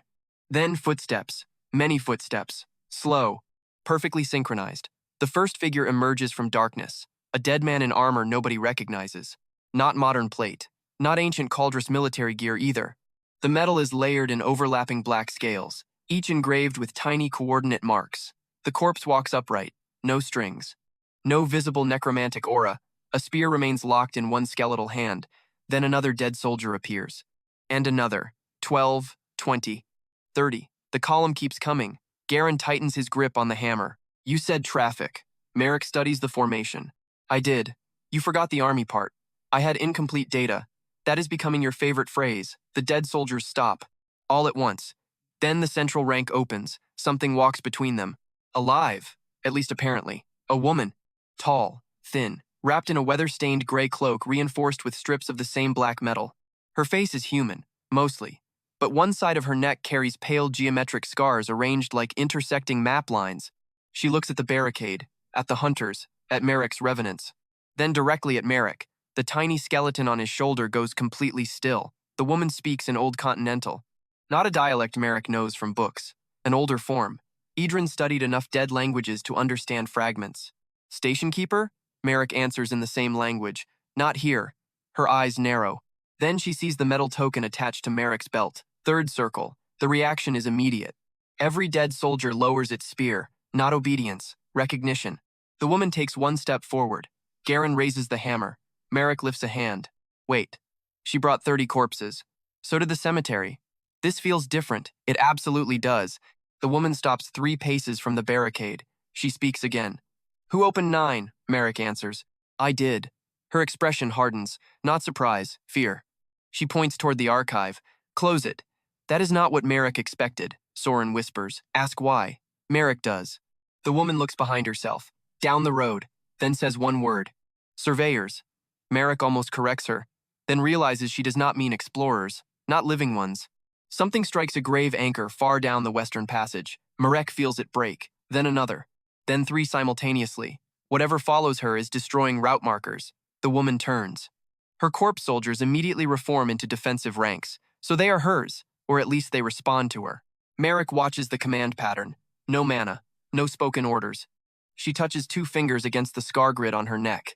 The dead reposition. Spatial necromancy. Different from his. Similar enough to be uncomfortable. For one brief second, T8's revelation becomes even more dangerous. The mortuary cartographers did not simply leave behind machinery. Some lineage survived. Or some descendant technique did. Marek is not the only person alive who can touch this system. The thought lasts half a second. Then he recalibrates. Potential rival. Potential ally. Unknown. Classification postponed. Something enormous moves in the darkness. The woman looks at Marek. Close 9. He points toward the archive. Can you? No. Can I? Maybe. That answer is almost offensively familiar. Then the first creature arrives. It walks on 6 limbs. Each leg resembles a human arm extended far beyond natural proportion. A white mask covers the head. No eyes, no mouth. Only coordinates carved into the face. Thousands of them. The instant Marek sees it, every revenant screams. Not vocally. Their bones vibrate. The little creature on his shoulder digs claws into his coat. Evolution pressure. The system stirs. Companion anchor responding to external archive entity. Path reading function unstable. Evolution condition approaching. There. The second foreshadow. The Revenant is not merely gaining more precise navigation. Something in Station 9 is teaching it to read routes independent of individual death. And whatever is coming from the west may force that development faster. The white-masked creature charges. Garen meets it head-on. Hammer against arm, the impact cracks stone. The monster barely moves. Lysa attacks from the side. One blade slides between 2 limbs. The other hits the mask. Sparks explode. No damage. Then the gray-cloaked woman makes a gesture. 3 dead soldiers stab the floor. Their spears form a triangle. The creature crosses the boundary and stops. Not physically restrained, spatially denied. Marek sees it. Root binding. More advanced than his. Much more advanced. The woman has fixed 3 coordinates and prohibited movement beyond them. Exactly the principle Marek tested with the corpse. She looks at him. Now. Marek understands. He places 3 grave tags around the creature. His body protests immediately. Does not matter. The tags activate. 1 terminal anchor. 2nd. 3rd. The pale route lines connect. His weaker route binding overlaps hers. The monster jerks. For the first time, the white mask turns toward him. Not Garen, not the woman. Marek. Recognition again. Wonderful. The coordinates carved into its face begin changing. 1 line becomes 2. 2 become 3 circles. Then a vertical mark, with a gap. Station 9 classification. The creature is mapping them. Marek realizes what the gray-cloaked woman meant by surveyors. These things do not hunt randomly. They chart. They locate active stations. Then something else follows. Something worse. Break the mask, Marek says. Garen swings again. This time, the creature cannot dodge. The hammer strikes dead center. The mask cracks. Black fluid pours out. Lysa drives both blades into the opening. The monster collapses. 1 dead soldier immediately kneels beside it. The gray-cloaked woman cuts a section of the mask free. Then she throws it to Marek. Coordinates cover the inner surface. He recognizes 1. Hollow teeth. Another. Gannett Vault. A 3rd. North Cemetery. His stomach turns cold. They already mapped places connected to him. The forgotten grave outside Cauldrus is on the list. So is the capital. This is no longer an archaeological mystery. The route network has created a trail leading straight back to civilization. Behind them, footsteps multiply. The woman turns toward the western corridor. More. How many? Soren asks. She does not understand him. Marek translates. Her answer is simple. Enough. Pressure rises immediately. Garen orders the first barricade abandoned. Alira seals the passage with layered barriers. Lysa leads everyone toward Station 9. The gray-cloaked stranger brings her dead formation inside. 32 corpses enter. 29 remain functional. 3 apparently reach the end of whatever residual anchor powers them and simply collapse. Marek looks at their armor. Different terrain damage, salt corrosion, glacial scoring. 1 contains desert glass fused into the shoulder. These dead soldiers come from multiple regions, possibly multiple eras. The woman has been collecting them along the lost roads, which means she has traveled where Marek wants to go. That makes her the most valuable person he has met in either life. Naturally, the entire station is about to be overrun before he can question her. The archive chamber lights up as she enters. 1 pillar recognizes her immediately. Authority accepted. 4th circle access. Marek looks at her token. None. The authority is in her body. Or lineage. Or scar. The system registers Marek next. Secondary lineage. 3rd circle provisional. Still lower. Good. Hierarchy confirmed. Marek points at the floor map. Can you close the road? The woman studies him. then taps 3 locations: Station 9, a point far west, and the world margin. No. Why? The road is open from the end, Edran's death site. The terminal symbol, 3 complete circles, vertical line, no gap. The final station. The world margin is not merely a destination. It is the endpoint controlling the network, and someone activated it. That is the deeper mismatch. Marek had assumed Station 9 caused the route awakening. Wrong. Station 9 is downstream. Something at the world margin opened the road first. His interference merely revealed it. He adjusts the objective again. Do not seal individual stations. Control the endpoint. The entire long-term plan changes in one sentence. Then a commission observer pulls a knife. Not at the stranger. At the archive pillar. Soren catches the movement. Too late. The observer drives a black spike into the glowing stone. The floor map glitches. Every eastern route flashes red. Marek recognizes the metal. Same black alloy as the message seal from Director Dane's hidden correspondence. The Meridian Closure Directorate. There it is. Tung Doi Hang Thu Hai stops watching and starts interfering. The observer runs. Garen tackles him before he reaches the exit. The man bites down. Illyra grabs his jaw. Not fast enough. Poison. His body convulses. Marek moves immediately. Touches the dying man. Terminal residue forms while life is still leaving him. The sensation is brutal. Cauldress. Underground office. Black envelopes. A circular chamber. 9 station markers crossed out on a wall. 1 man standing beside them. Director Varric Dane. Then death. The observer goes still. Soren stares. You saw something. Yes. Who? Marek looks at the black sabotage spike. Someone who knew this place existed before we did. That is enough for now. No dramatic accusation. No useless rage. Dane controls frontier permits, commission logistics, route reports, and recovery teams. If he is tied to the Closure Directorate, then he has been sitting directly above the evidence pipeline. That explains altered reports. Moved corpses, suppressed surveys, possibly Gannett Vault. Possibly more. And he currently believes Station 9 can still be buried. Back in Cauldress, Dane makes his biggest move. He signs an emergency containment order. Official reason: unknown necromantic outbreak beneath the hollow teeth. Real effect: 3rd Survey Division is declared compromised. Soren's team loses legal authority. All recovered artifacts become commission property. And a heavily armed closure unit departs the capital with demolition cores capable of collapsing half the northern ridge. Dane is no longer hiding. He is betting everything on destroying Station 9 before Marek returns with proof. At the same time, 3 members of the Meridian Closure Directorate leave separate offices across Cauldress. 1 enters the military archive. 1 visits North Cemetery. 1 heads toward Gannett Vault. The network is moving. Evidence first. Witnesses second. Routes last. Hera sees the commission carriage outside North Cemetery before the men inside reach the gate. She closes the ossuary door, then picks up her shovel. Apparently some problems remain wonderfully simple. Back beneath the mountains, Marek has no idea any of that is happening yet, but he knows someone just sabotaged the archive. He knows the attack came from inside the commission, and he knows the enemy has finally invested too deeply to retreat quietly. Good. Deep commitments create predictable behavior. The white-masked surveyors reach Station 9 20 minutes later. Not 1. 7. Then 12. The gray-cloaked woman forms her dead soldiers around the western entrance. Illyra layers barriers behind them. Garen waits. Lysa disappears onto the upper ledge. Soren copies the final archive coordinates by hand, and Marek does something nobody notices at first. He moves grave anchors. Not toward the western corridor, toward the eastern exits, 1 by 1. 3 at the main tunnel, 2 near the upper shaft, 4 along the old military road. Soren eventually catches him. Why are you binding the retreat routes? I am not. What are you doing? Marek places the final tag. Measuring them. The distinction matters. Every person who enters or leaves Station 9 now crosses a grave-defined line. Marek cannot fully control those routes. Not yet, but route binding already gives him one smaller function.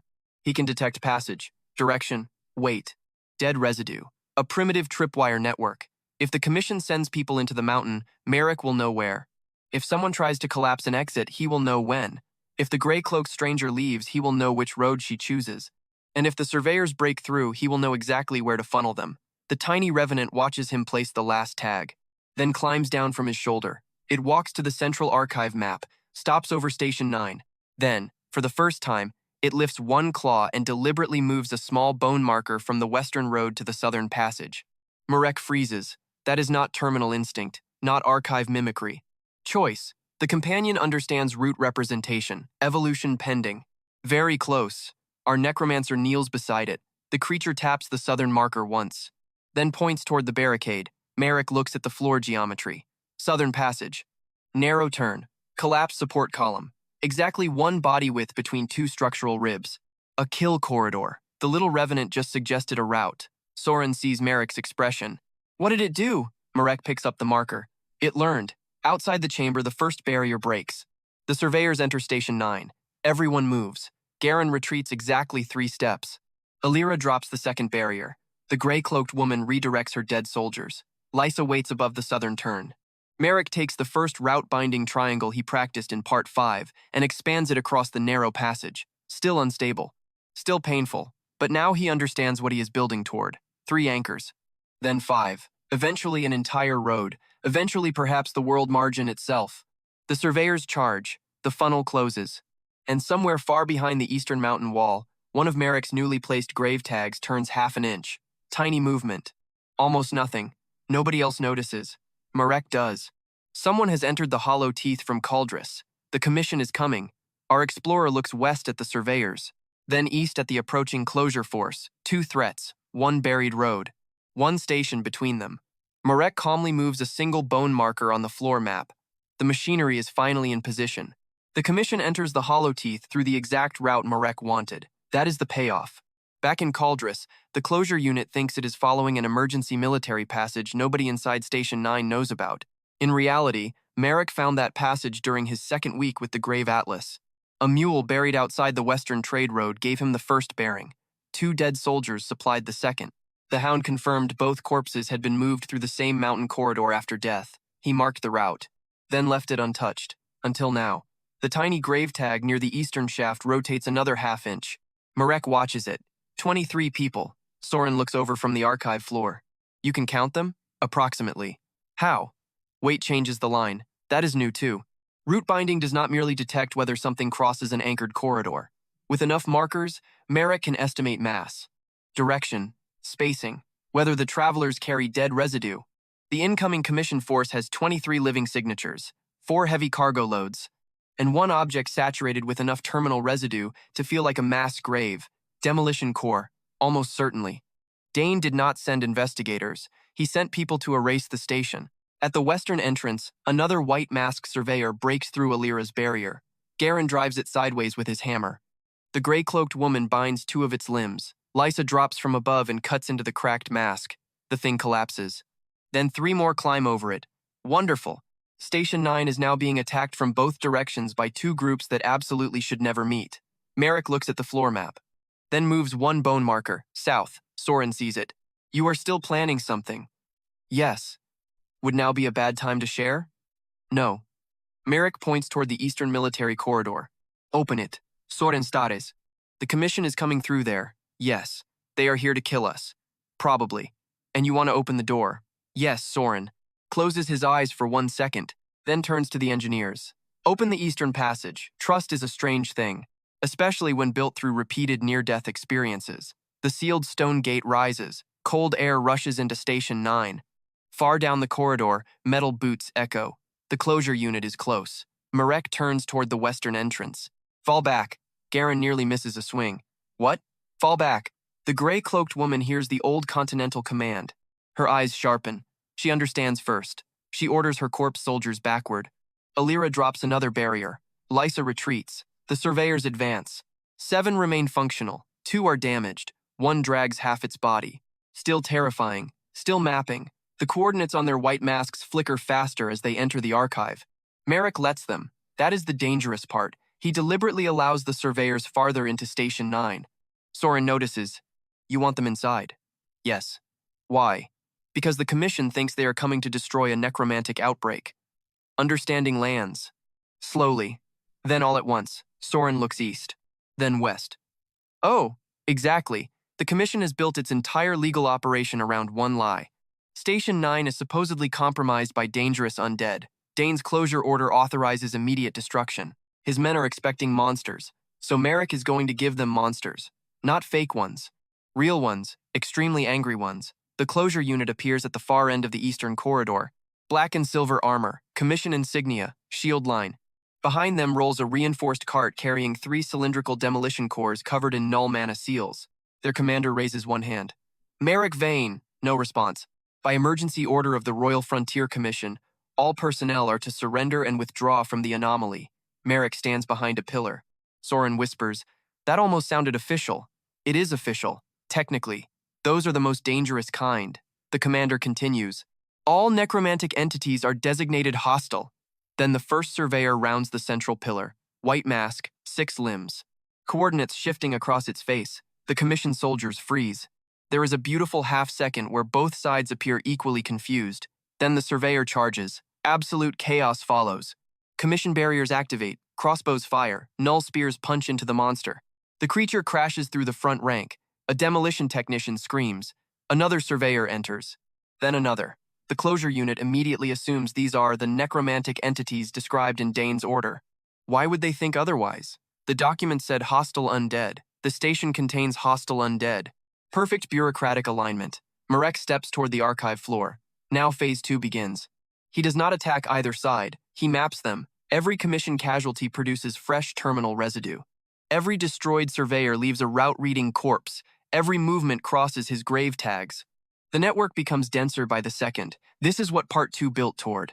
Back then, 5 pathetic skeletons gave him bearings. Now dozens of live combatants and dead entities are creating a real-time spatial lattice inside Station 9. The Grave Atlas is no longer parchment. For the first time, the battlefield itself becomes the map. A notification arrives quietly. Active grave density threshold exceeded. Graveline projection expanded. Dynamic route reconstruction available. Marek's vision changes. Pale vectors flood the chamber, not static death coordinates. Movement probabilities. Commissioned soldiers retreat toward cover. Surveyors follow shortest paths. The gray-cloaked woman's corpses hold western choke points. Soren's engineers move toward archive exits. Everything becomes lines. Too many. Marek nearly loses balance. Then the tiny revenant jumps from his shoulder. It lands on the glowing archive floor and runs. Not randomly. It crosses one route, then another. Each time its claws strike a line, Marek's projection stabilizes. The little creature is filtering the map. That is its new function. Not compass. Not route reader. Path selector. It chooses which lines matter. Companion growth explodes across the battlefield. Marek follows. The revenant stops beside a southern pillar. Taps twice. Then runs to the eastern wall. A safe corridor appears in Marek's sight. 30 seconds wide. He points. Soren, move the engineers now. Soren does not ask. He moves them. A surveyor lunges toward the retreat route. The revenant changes direction. Marek sees the collision before it happens. Garen. Left. Garen swings without even looking. The hammer catches the surveyor exactly as it enters range. The white mask shatters. Garen stares at Marek. That one was unsettling. Useful? Extremely. Good enough. The closure commander finally notices Marek standing near the archive. There. 3 commissioned soldiers break formation. They move toward him. The gray-cloaked woman raises a hand. Marek stops her. No, she frowns. He lets the soldiers come. One crosses a grave anchor. Second. Third. Root binding activates. Not the tiny triangle from Part 5. Larger. 5 anchors. Then 7. Pale lines snap across the floor. The first soldier stops abruptly. The second slams into an invisible spatial boundary. The third tries to retreat. Cannot. All 3 are trapped inside a corridor barely 8 feet wide. Their expressions change. That is the first time anyone from the modern commission sees Marek's actual combat application. Not corpse summoning. Not skeletal soldiers. Geographic denial. Our 0-mana Necromancer has turned a patch of floor into a route they are physically unable to leave. The commander stares. What class is that? Marek does not answer. Lysa does. Apparently the weak one. Savage. She knocks the soldiers unconscious with the flat of her blades. No unnecessary killing. Marek needs witnesses. The commission has spent decades controlling records. Dead witnesses are useful. Living ones are better. Then something goes wrong. One demolition technician reaches the archive pillar. He has no intention of fighting. He grabs a core trigger. Marek sees the route line. Too late to physically stop him. The technician slams the trigger. Nothing happens. He tries again. Still nothing. Marek looks toward the tiny revenant. The creature sits beside a bone tag near the demolition cart. One claw rests on it. Yesterday, the tiny skeleton learned to move symbolic route markers. Today, it has done something much more important. It redirected the terminal anchor attached to the demolition core. The device's safety logic thinks it is still inside the transport corridor. Arming is prohibited during transport. The core refuses to detonate. Soren looks at Marek. Marek looks at the Revenant. Neither expected that. The creature clicks its jaw. Once. Development stage almost complete. Not evolution yet, but close enough to change the entire fight. The closure commander sees the failed detonation. His confidence cracks. Then the Western surveyors hit his flank. Now the commission line breaks. Phase 3. The same Graveline projection Marek used in Gannett Vault returns. Only this time, there are not 3 dead hunters. There are dozens of anchors, dozens of roots, and an ancient archive underneath them. Marek activates the skill. Pain hits instantly. Blood runs from both nostrils. His hands tremble. The gray-cloaked woman sees what he is doing. She grabs his wrist. Too many. Marek looks at the archive floor. No. He points toward the moving lines. Enough. The ancient network accepts the projection. Station 9 lights up. Every death coordinate in the battle becomes visible. Commission casualties. Surveyor remains. Old archive anchors. The stranger's dead soldiers. The entire chamber becomes a massive 3-dimensional route lattice. Marek searches one thing. Not where the surveyors are, where they are going. All their movement lines converge on the same location. The central archive pillar. Not Marek. Not the living team. Not the station entrance. The pillar. They are trying to destroy the map. Or consume it. Or mark it. Does not matter. Objective identified. Marek moves every available person away from the center. Clear the pillar. Garen withdraws. Lysa pulls 2 wounded soldiers back. Elira drops her barrier. The commission commander sees an opening. He misunderstands it completely. Take the archive. His remaining men rush forward. Exactly wrong. The surveyors rush forward too. Exactly right. Both forces converge. Marek waits. 10 paces. 8. 5. Then he uses the information from Part 5. The archive is not a room. It is a route control station. And Station 9 has been designed around fixed coordinate architecture. Marek does not need to create a giant binding field from nothing. He only needs to borrow the existing one. He places the 3rd circle token against the floor. Secondary authority accepted. Route binding available. Our Necromancer connects his 7 grave anchors to the station's old coordinate grid. The result is violent. Every glowing line becomes solid spatial law. The surveyors stop. Commission soldiers stop. Even loose debris hangs strangely where routes overlap. Marek's knees buckle. Elira catches his shoulder. Again. Apparently that is becoming part of her job description. But the binding holds. 22 entities remain trapped within separate coordinate corridors. Not one giant prison. A map. Each thing confined to the route it already chose. This is the enlarged version of the technique he first tested on a corpse. Same mechanic, different scale. The payoff is brutal. The commission commander tries to move sideways. Cannot. A surveyor attempts to climb the wall. Its route bends downward and forces it back. Garen walks freely through an unbound lane. He looks around. Then at Marek. That is disgusting. Marek wipes blood from his mouth. Useful? Garen grins. Absolutely. Phase 4 begins. Now Marek chooses collisions. He releases one route. A surveyor charges. He redirects another. Commission shield line gets in the way. The monster smashes into them. He opens a northern lane. Gray-cloaked corpse soldiers enter. They destroy the surveyor's mask. Another lane opens. Lysa cuts through. Marek does not overpower anyone. He arranges the battlefield until everyone else's strength lands where he wants it. Explorer first. Necromancer second. The map is the weapon. 3 surveyors fall. Then 2 more. The remaining white-masked creatures start behaving differently. Their coordinates flicker.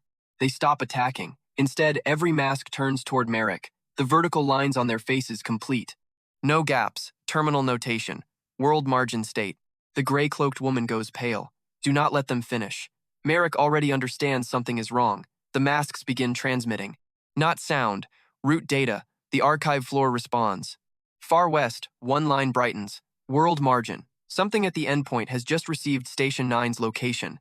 Again, but this time with Marek's signature attached. The surveyors were never only scouts. They are mapping active users. Our cartographer's priority changes instantly. Destroy masks. Not bodies. Garen, 1 hammer strike, mask gone.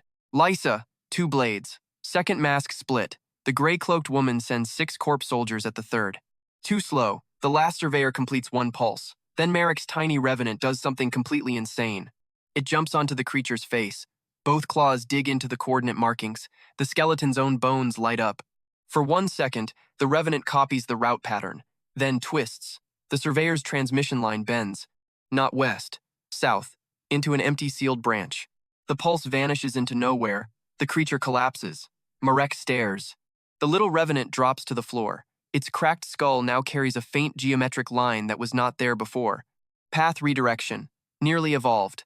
The gray-cloaked woman stares too, then looks at Marek. That should not exist. Excellent. Finally, someone else gets to say it. The battle inside Station 9 ends minutes later. Not cleanly. 7 commissioned soldiers are wounded. 3 die. 14 surrender. The surveyors are destroyed. The demolition cores remain intact. The archive survives. And the closure commander sits against a pillar with one arm bound while Soren holds Dane's signed containment order in front of him. You were told this station contained a necromantic outbreak? Yes. You were told to destroy all records? The commander hesitates. That hesitation is enough, Soren continues. Who gave the second order? The man looks toward the dead observer from Part 6. Then at the black sabotage spike. Then at Marek. He understands he is standing inside evidence. No official report can easily erase. Director Dane. There it is, not proof of the entire Meridian Closure Directorate, but enough to break the first layer. Marek walks to the demolition cart. He studies the cores. Black alloy. Null seals. Coordinate lock mechanisms. Then he notices their serial numbers. Station designations. 7, 4, 2. These devices are not ordinary demolition equipment. They were built specifically to destroy archive stations. Dane did not improvise this operation. The Closure Directorate has been maintaining station-killing weapons for generations. Reveal becomes material, practical, usable. Marek turns toward Soren. Do not return to Cauldress by the official road. Soren immediately understands. Dane controls the checkpoints. Yes. Alternative? Marek looks at the Grave Atlas projection, then at the ancient floor, then at the little revenant. It walks toward the southern branch again. The forgotten route. A passage not listed on commission maps. There. The stranger speaks sharply. No. Everyone looks at her. She points south, then draws a symbol in dust. 2 circles. Vertical line. No third circle. An incomplete station route. Marek studies it. Where? She answers with one word. Vera. Soren frowns. No place called Vera exists. The woman looks at him blankly. Marek already knows that means nothing. Plenty of real places do not exist on modern maps. He takes out the old archive overlay. One buried city marker lies south of Station 9, the same marker the tiny revenant tapped in Part 5, Vera. A lost station city, a place the modern world erased, and apparently still reachable. Now the pivot becomes bigger than surviving Dane. Marek has options. Return to Cauldress and fight inside the commissioned system. Or leave through a road that system believes does not exist. Easy choice. He starts packing the archive copies. Soren watches him. You are not going back. Not directly. Dane will call us fugitives. He already called us compromised. Fair. Alira stores medical supplies. Garen takes 1 demolition core. Lysa confiscates commission weapons. The surviving closure soldiers are disarmed but not killed. Marek gives them the eastern exit. Why? Because witnesses travel, and Dane needs to hear what happened. Not from rumors. From his own men. The message is simple. Station 9 survived. The surveyors were real. The archive exists. The closure order failed. And Marek Vane now knows the commission has been lying about the forgotten roads. Back in Cauldress, Diane receives that message before sunset. 1 wounded soldier kneels inside his office. The man gives the report. Surveyors, archive network, unknown gray-cloaked traveler. Marek controlling routes. The demolition cores captured. Dane listens in absolute silence, then asks one question. Did Vane return? No, Director. Where did he go? Unknown. That answer frightens Dane more than anything else. Because Dane has spent his entire career controlling mapped movement, permits, checkpoints, supply roads, hunter zones, known passes. He can contain anyone who uses official geography. Marek just disappeared onto a road the commission erased itself. For the first time in generations, the Closure Directorate loses track of someone inside its own buried network. The world outside notices too. 3rd Survey Division misses its scheduled return. Then commission soldiers come back wounded. Rumors leak, a hidden mountain route, unknown undead. A 0-mana necromancer who trapped an entire closure squad without summoning an army. Hunter guilds start asking questions. Merchants compare old maps. Independent explorers dig through family records. And North Cemetery receives more visitors in one day than Hara wants to tolerate. She threatens 6 of them with the same shovel. Some institutions remain stable. Meanwhile, Marek enters the southern road. The passage is narrow, dark, completely absent from every modern chart. His team follows. Soren, Illyra, Garen, Lysa, the gray-cloaked woman, 23 of her remaining dead soldiers. and 5 skeletal compass creatures that are no longer behaving like compasses. The scale has changed. 2 weeks ago, Marek worked alone inside an ossuary. Now he leads a mixed expedition through an erased continental route. He has Bureau survey expertise, combat support, archive access. A living traveler from beyond the mapped world, captured station-killing equipment, and the beginnings of a necromantic navigation network nobody in Caldris understands. Not an army in the traditional sense, better. A survey corps. They travel for 6 hours. The route bends downward, then sideways, then geometry becomes unreliable. Marek measures the first compression point carefully. A corridor that should cover 1 mile deposits them almost 9 miles south. Confirmation. The forgotten roads alter distance. His old expedition calculations would have failed completely here. The world margin was never unreachable because it was simply far away. It was unreachable because modern cartographers lost the road geometry. That realization changes Edran's entire final expedition. Maybe he did not wander randomly into the endpoint. Maybe the landscape folded because he accidentally entered a broken route. The place that killed him may have been infrastructure malfunctioning, or defending itself, or opening. One more assumption gone. Good. The gray-cloaked woman finally gives Marek her name. Neris. Only Neris. No family name. She comes from a settlement west of the erased routes. Not the world margin. Far closer. She calls her people waykeepers, not mortuary cartographers. The old profession fractured. Different groups kept different pieces. Neris can bind established paths.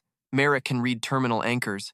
Neither can fully operate the network alone. That explains her reaction. She has never seen his variant. He has never seen hers. Complementary systems. Potentially dangerous combination. Neris looks at the tiny revenant walking beside them, then says something Marek understands perfectly. That one is choosing roads. Yes, dead should remember. She points at the creature, not choose. Marek looks down. The revenant stops. 3 passage branches lie ahead. It studies all 3. Actually studies them, then walks toward the middle. No terminal instinct. No archive command. Decision. It looks back at Marek. Waiting. Our necromancer follows. The others follow him. 5 minutes later, the left tunnel collapses behind them. The right tunnel fills with black residue. The middle remains stable. Soren slowly looks down at the tiny skeleton. Did it know? Marek watches the new geometric mark glowing faintly across its skull. No. That answer surprises everyone. It inferred. The little revenant has crossed the line, not fully evolved yet, but its function is becoming clear. It does not remember where death happened anymore. It predicts where death is least likely to happen next. That is not a compass. That is a navigator. Hours later, the tunnel ends. Stone doors open. Cold daylight spills inside. Marek steps out and stops. Below them lies a city. Not ruins. A living city. Black bridges stretch between enormous cliff walls. Hundreds of lamps burn beneath stone arches. Vertical farms climb the canyon. People move across suspended roads. And everywhere, grave markers stand beside intersections like ordinary signposts. Vera, a civilization built around the old network. Hidden from modern Caldris. Alive. Soren looks completely stunned. Garen removes his helmet. Elira forgets to say anything. Even Lysa lowers her blades. Marek studies the city, then the roads leaving it, west, north, south, and one massive elevated route disappearing toward the horizon, toward the world margin. The greatest explorer of his previous life spent decades trying to find a road into the uncharted realm. Now his weakest class has brought him to a city built on that road. Our necromancer takes out a blank sheet of parchment. The tiny revenant climbs onto a stone marker beside him. Neris watches. Marek places the paper against his field board, then draws Vera onto the modern map. The blank continent just lost its first piece. Vera has a kitchen built directly beside a graveyard. Marek approves immediately, not because of the graves, because whoever designed the place understands logistics. The dead occupy the shaded terraces along the canyon wall, while the kitchens sit beneath warm mineral vents rising from underground. Heat for cooking, cold stone for preservation, no wasted space. Honestly, ancient civilizations become far more impressive when they remember people still need dinner. Marek sits at a narrow table inside a waykeeper rest house while steam curls from a bowl in front of him. The meal is simple. Thick root noodles, dark broth, slices of smoked cliff goat, a handful of sharp green herbs that smell faintly like citrus. The tiny revenant sits beside the bowl. It has no digestive system. This does not prevent it from staring at the meat. Marek moves one slice to the edge of the table. The skeleton taps it. Nothing happens. It taps again. Still dead. Neris watches from across the table. That one does not eat. I noticed. You still gave it food. It kept looking. Soren nearly chokes on broth. Marek ignores him. The past 2 days have been the first time nobody is actively trying to bury Station 9, tear apart the route network, or kill the expedition. That does not mean they are resting. It means preparation finally has room to become precise. Vera occupies a vertical canyon almost 4 miles long. Old archive rails run beneath its streets. Grave markers stand at intersections. Waykeepers maintain route shrines the same way Cauldress maintains bridges. Children learn directional notation before formal arithmetic, and nobody here thinks necromancy is automatically a combat profession. That last part is almost unsettling. Marek passes a woman using 3 ancestral bones to locate an underground water leak. Another waykeeper guides a caravan with a skull mounted inside a brass directional cage. A mason uses terminal residue from workers who died in an old collapse to identify unstable stone. No skeleton armies. No dramatic black robes, just infrastructure. The weakest class on Marek's continent built half this city. Turns out, classifications become embarrassingly fragile once the world gets larger. But Vera also confirms the danger. The city knows the world margin. They call it the terminus. No one has reached it safely in more than 60 years. The elevated western road once connected Vera to 3 settlements beyond the canyon. 2 are silent. 1 disappeared from the route network entirely, and recently, the road has begun activating by itself. Surveyors appear wherever dormant stations wake. Archive markers change overnight. Dead travelers arrive from routes nobody opened. The same pattern that reached Gannett Vault and Station 9 has been moving east for months. Marek's reincarnation did not start the crisis. Good to know. Slightly less good to know the crisis was already coming. After the meal, Marek carries his bowls to the washing basin. Neris watches. You are guest. Yes, you do not wash. I use the bowl. That is not how guest works. Marek washes it anyway. Tiny cultural victories. Then the revenant climbs into the empty basin. Water reaches halfway up its legs. It stands there. Neris stares. Soren stares. Marek lifts it back out. The skeleton immediately climbs in again. Apparently, evolution does not improve dignity. He dries it with a cloth. That becomes the first important preparation, not the drying. The skull, the geometric line copied from the surveyor in Station 9, has deepened. It now runs from the revenant's forehead to the back of its cracked skull. More importantly, 3 tiny branch marks have appeared beside it. Neris recognizes them. She stops joking. Choice marks. Marek looks at her. Meaning? Old route creatures sometimes carried them. Route creatures? Dead guides. How many? Very few. Useful. Specific. Marek places the revenant on the table. Neris draws 3 lines on a piece of charcoal board. 1 straight. 1 branching. 1 broken. Then she places a small stone at the center. Normal dead, remember 1 path. She taps the straight line. Waykeepers bind known path. 2nd, choice, mark guides compare paths. 3rd, not remember, she looks at Marek. Select. That matches what he witnessed beneath Vera. The Revenant did not know which tunnel would collapse. It compared route instability and chose the safest probability. That is fundamentally different. Marek turns the skull gently. No resistance. The creature trusts him now, not emotionally in some dramatic way, practically. It lets him inspect the marks without biting his fingers. Progress.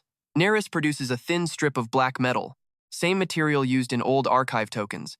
She places it in front of the skeleton. Preparation. Marek understands. If the Revenant is going to evolve again, its structure needs a stable route medium, not mana, not stronger bones. A physical coordinate conductor. Perfect. They spend the afternoon building one. No montage, no vague training, mechanism only. Marek shapes the metal into a narrow spine brace running from skull to tail. Neris engraves 3 old route symbols along the strip. Marek adds 5 miniature grave anchor sockets, 1 at the skull, 2 at the ribs, 2 along the spine. The brace does not provide power. It gives the Revenant a way to hold multiple route comparisons simultaneously, without forcing all calculations through its damaged bone structure. Simple enough. Extremely important. When Marek attaches the final clasp, the skeleton stands. 1 direction appears in its eyes, then 3, not visually. Functionally, the creature looks toward 3 doors in the room, left, center, right. It taps the floor twice. Center route selected, then collapses. Soren winces. That looks successful until the collapsing part. Marek checks the brace. Overload. Neris nods. Needs anchor. Marek already has one, the old 3rd circle token. He does not attach the whole artifact. Too valuable. Instead, he files a grain-sized fragment from 1 damaged edge. Soren looks horrified. That thing belongs in a museum. It belongs in the system it was built for. That is the sort of sentence that gives archivists Nightmares. Marek presses the fragment into the central spine socket. The Revenant stands again. 3 doors, 3 comparisons. Center. This time no collapse. Preparation complete. Not evolution. But the body can now survive the next step. That matters. Later, Alira finds Marek in an old root chamber beneath Vera. He is building the final battlefield technique, or trying to. 7 grave anchors form a circle across the stone floor. 3 Waykeeper route plates sit between them. At the center lies a dead cave lizard, very prestigious test subject. Marek activates Graveline projection. The corpse provides its terminal coordinate. He activates root binding. The outer anchors lock. Then he attempts the new step, not confining the corpse to one route, redirecting every available route into one chosen exit. The lizard moves when Neris pulls it with a hooked rod. Straight. The binding works. She pulls sideways. The corpse stops. Good. She pulls backward. The corpse moves backward. Bad. Marek releases the field. Alira leans against the wall. You've been doing this for 4 hours. 3. I was here before you started. Marek looks at the anchors.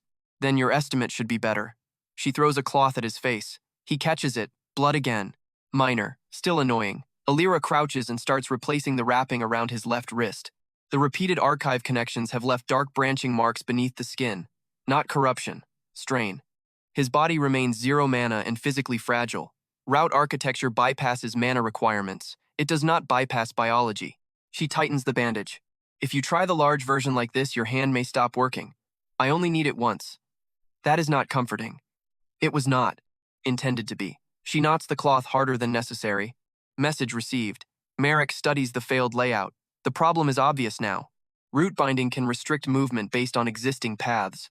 Graveline projection can identify likely routes, but neither automatically gives priority to one destination. Station 9 solved that by using ancient infrastructure. At the final confrontation, Marek may not have a functioning station. He needs a portable equivalent, something that chooses. Marek looks toward the doorway. The tiny Revenant stands there. 3 branch marks glowing faintly along its skull brace. Of course, not enough to bind, not enough to power. Enough to select.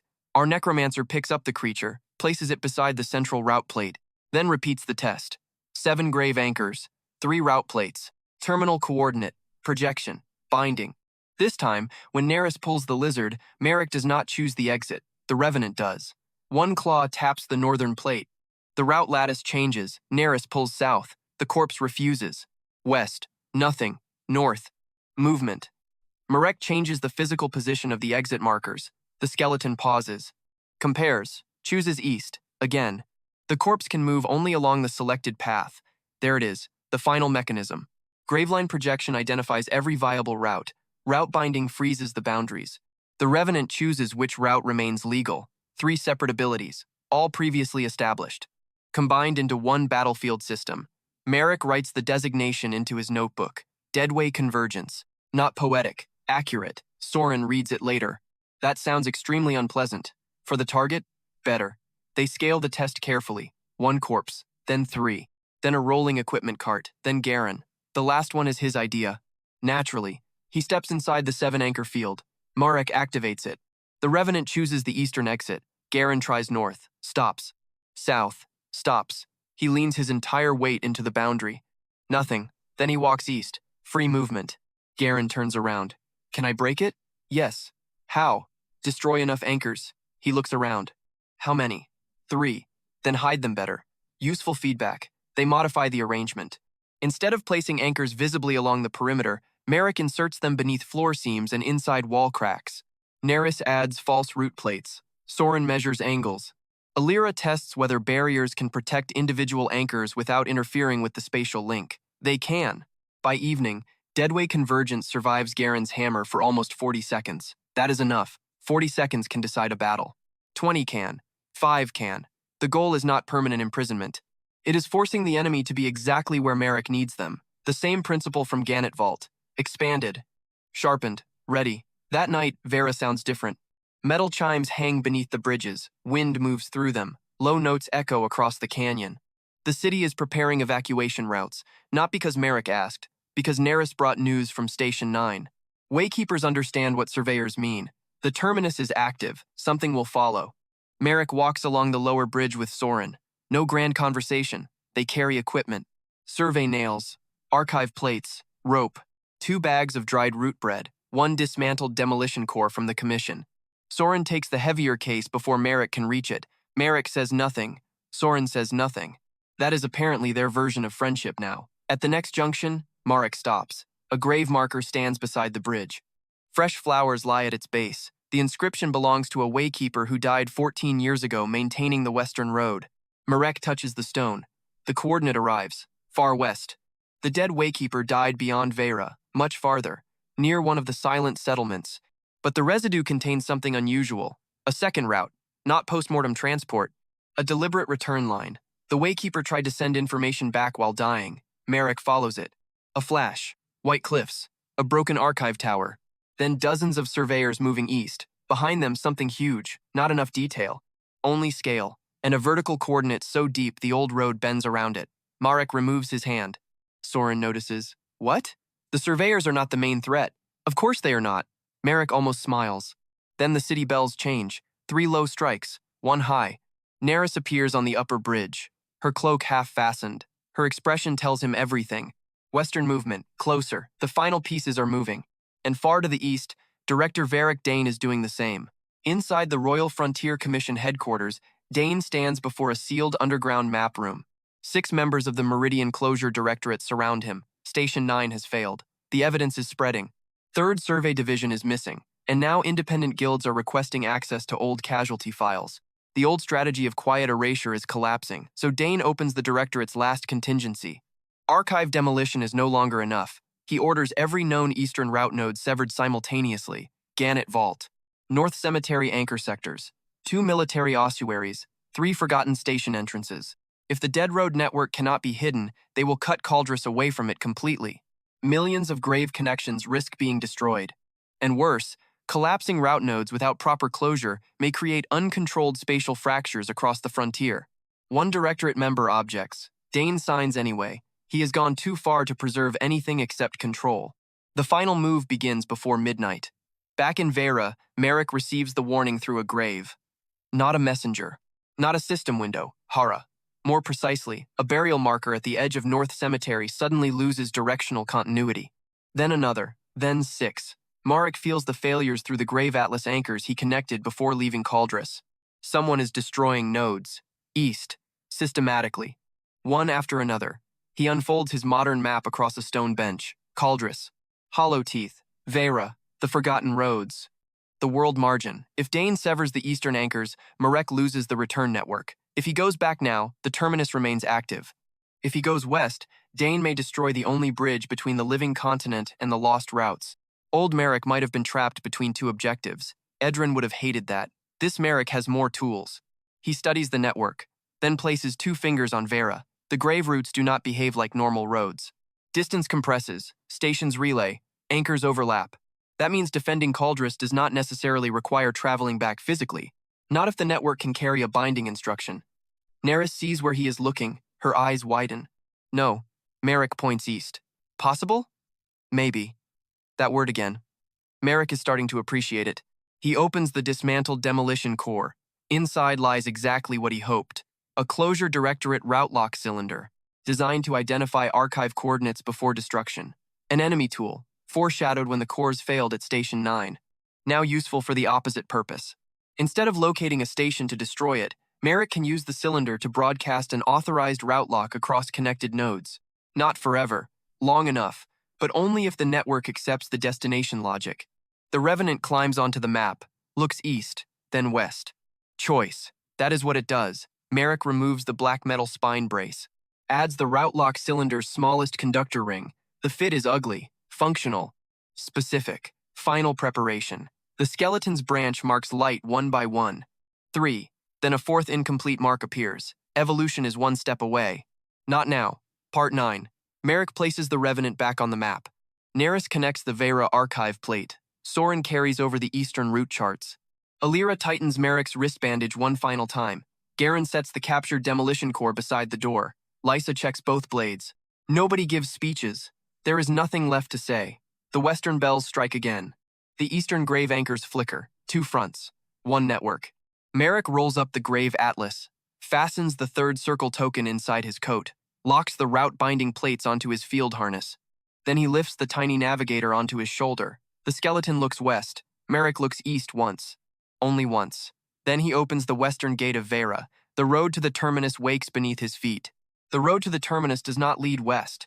It leads everywhere the dead have failed to return from. Marek discovers that 30 minutes beyond Vera, the elevated road climbs out of the canyon, crosses a ridge of white stone, and then fractures into dozens of overlapping paths that should not physically fit inside the same landscape. One bridge descends into fog. Another rises toward a mountain that appears closer every time nobody looks at it.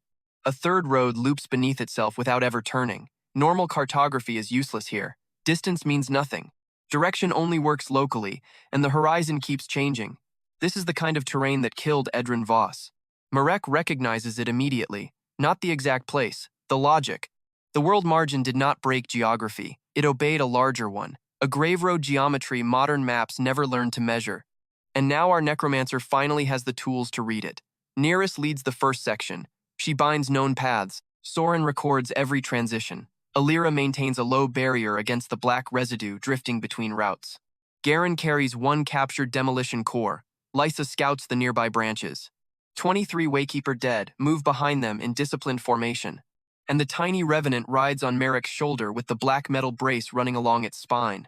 4 choice marks now glow faintly across its skull. The 5th has not formed. Not yet. They reach the first dead settlement before noon. No ruins. No bodies. Just an intact town with every door open. Cooking pots remain in cold kitchens. Market stalls stand beneath canvas awnings. A child's wooden wheel lies in the road.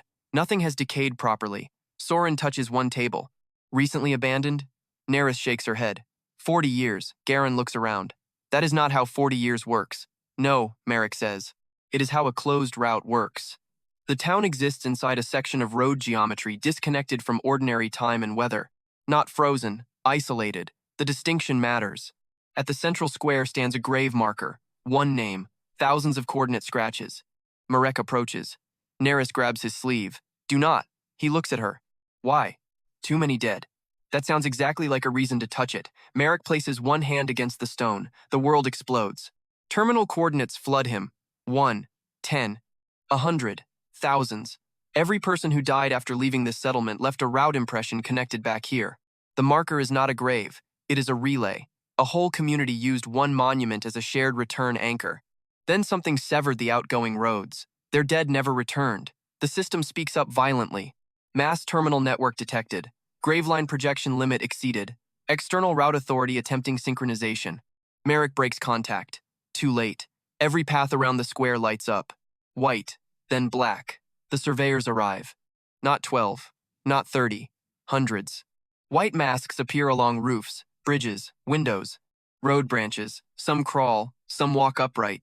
Some have 4 limbs, some have 8. Every mask carries route notation. And behind them comes the thing Marek glimpsed through the dead Waykeeper's memory. Huge, slow, almost impossible to understand at first glance. A vertical structure moves through the road, not a monster in the normal sense. A tower made of fused bone, black stone, and thousands of grave plates. Legs emerge from its lower section like bridge supports. Each step plants a coordinate marker into the road. The road changes around it. Soren goes pale. That thing is building terrain. Marek understands immediately. No, worse. It is standardizing terrain. The surveyors locate active routes. This thing converts them into a single controllable network. Neris whispers its name. Atlas Eater. Appropriate, terrible. The Atlas Eater raises one enormous limb. Every surveyor turns toward Marek, not the team. Marek. That settles one thing. It recognizes compatible authority. The old system noticed him. Now the thing controlling the endpoint wants him removed. Phase 1 begins with overwhelming force. Surveyors attack from 6 directions. Alira expands her barrier. Garen takes the northern route. Lysa cuts through the eastern flank. Neris's corpse soldiers lock 3 bridges using Waykeeper bindings.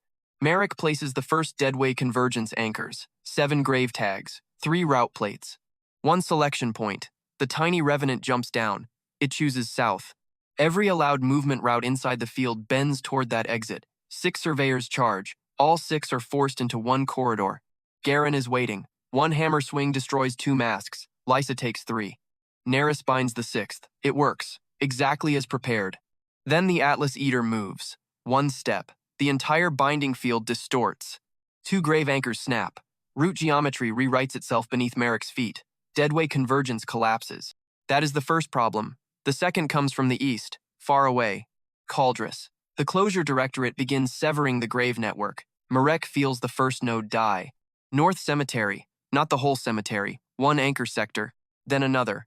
Gannett Vault flickers. Military ossuary connection disappears. Dane is cutting the eastern network exactly as expected. 2 battlefields, 1 body. Perfect. Our explorer does not panic. He changes scale. Vera relay. Neris understands. She drives both hands against a root plate. The Waykeeper network opens. Marek takes the captured closure cylinder from his harness, the same technology designed to identify stations for demolition. He connects it backward, not target acquisition, route authorization. The cylinder screams. Actual sound this time. Metal vibrates. Alira looks at him. Is it supposed to do that? No. Excellent. Marek pushes terminal residue through the device. Not mana. Grave anchors. North Cemetery. Gannett Vault. Hollow Teeth. Vera. 4 known nodes. The cylinder identifies them. The tiny revenant looks east, then west. Choice. Marek needs both. That is impossible with its current function. The creature can select one legal route. 1. That limitation has been consistent. Until now. The Atlas Eater takes another step. A western route vanishes. At the same moment, another Cauldress anchor goes dark. The revenant looks between both collapsing networks. Its skull marks flicker. 1, 2, 3, 4. Then it slams both claws into the road. A 5th mark burns across its skull. The black metal spine brace lights from end to end. Its body begins changing. Not larger in the dramatic monster evolution sense. More complete. Missing ribs rebuild themselves from pale route bone. The cracked skull seals around the choice marks. The tiny forelimbs lengthen. A second pair of narrow bone limbs unfolds along the shoulders, each tipped with small marker claws. Most importantly, its shadow splits. One shadow points east, one points west. The system notification arrives like a struck bell. Companion evolution complete. Route memory form transcended. New designation recognized. Crossroad white.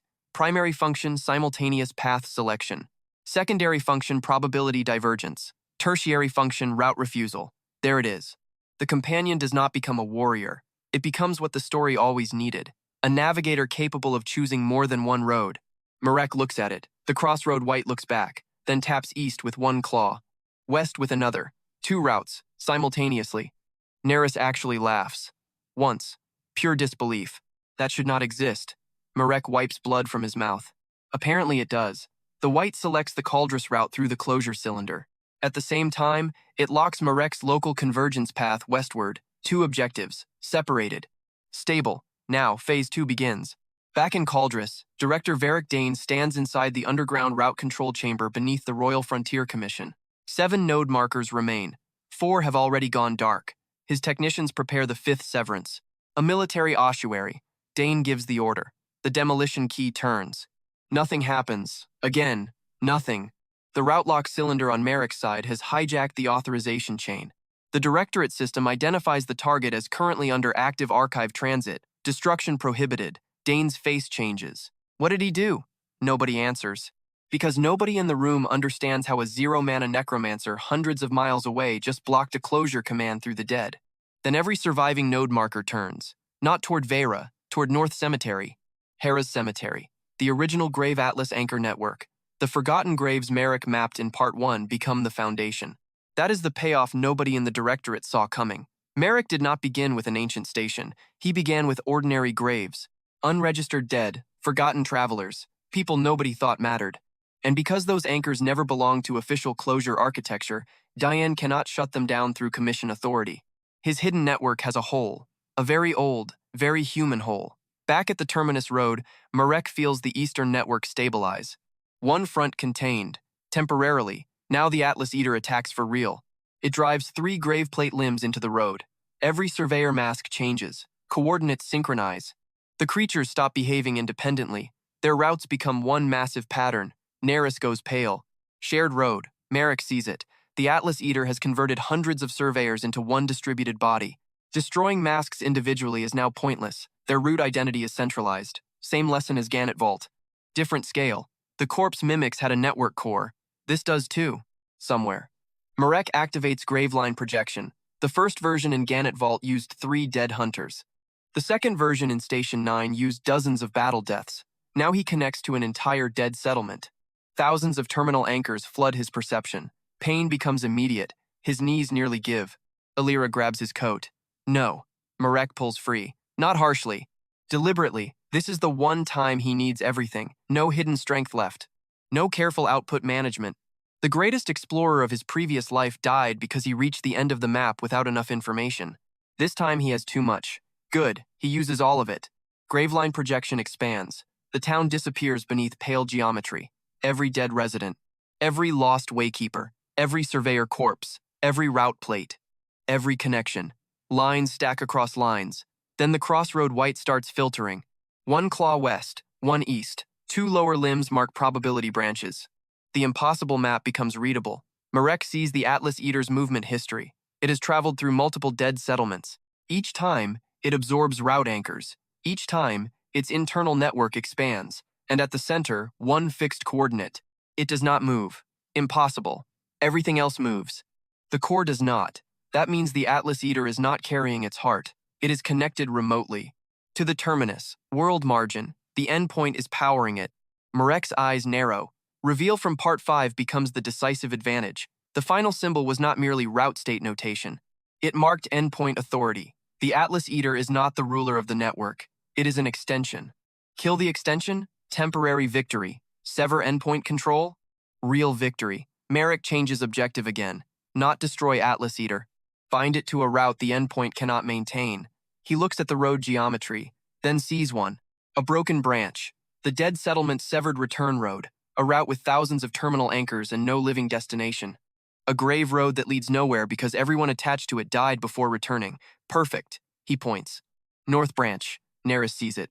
Dead road. Yes, no return. Exactly. She understands, slowly. Then violently. You want to send it there? Yes. Soren looks at the moving tower.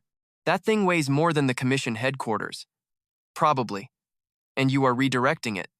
Yes. Garen laughs. I knew I liked this plan. Phase 3. Marek places anchors, not 7. Not 20. Hundreds already exist.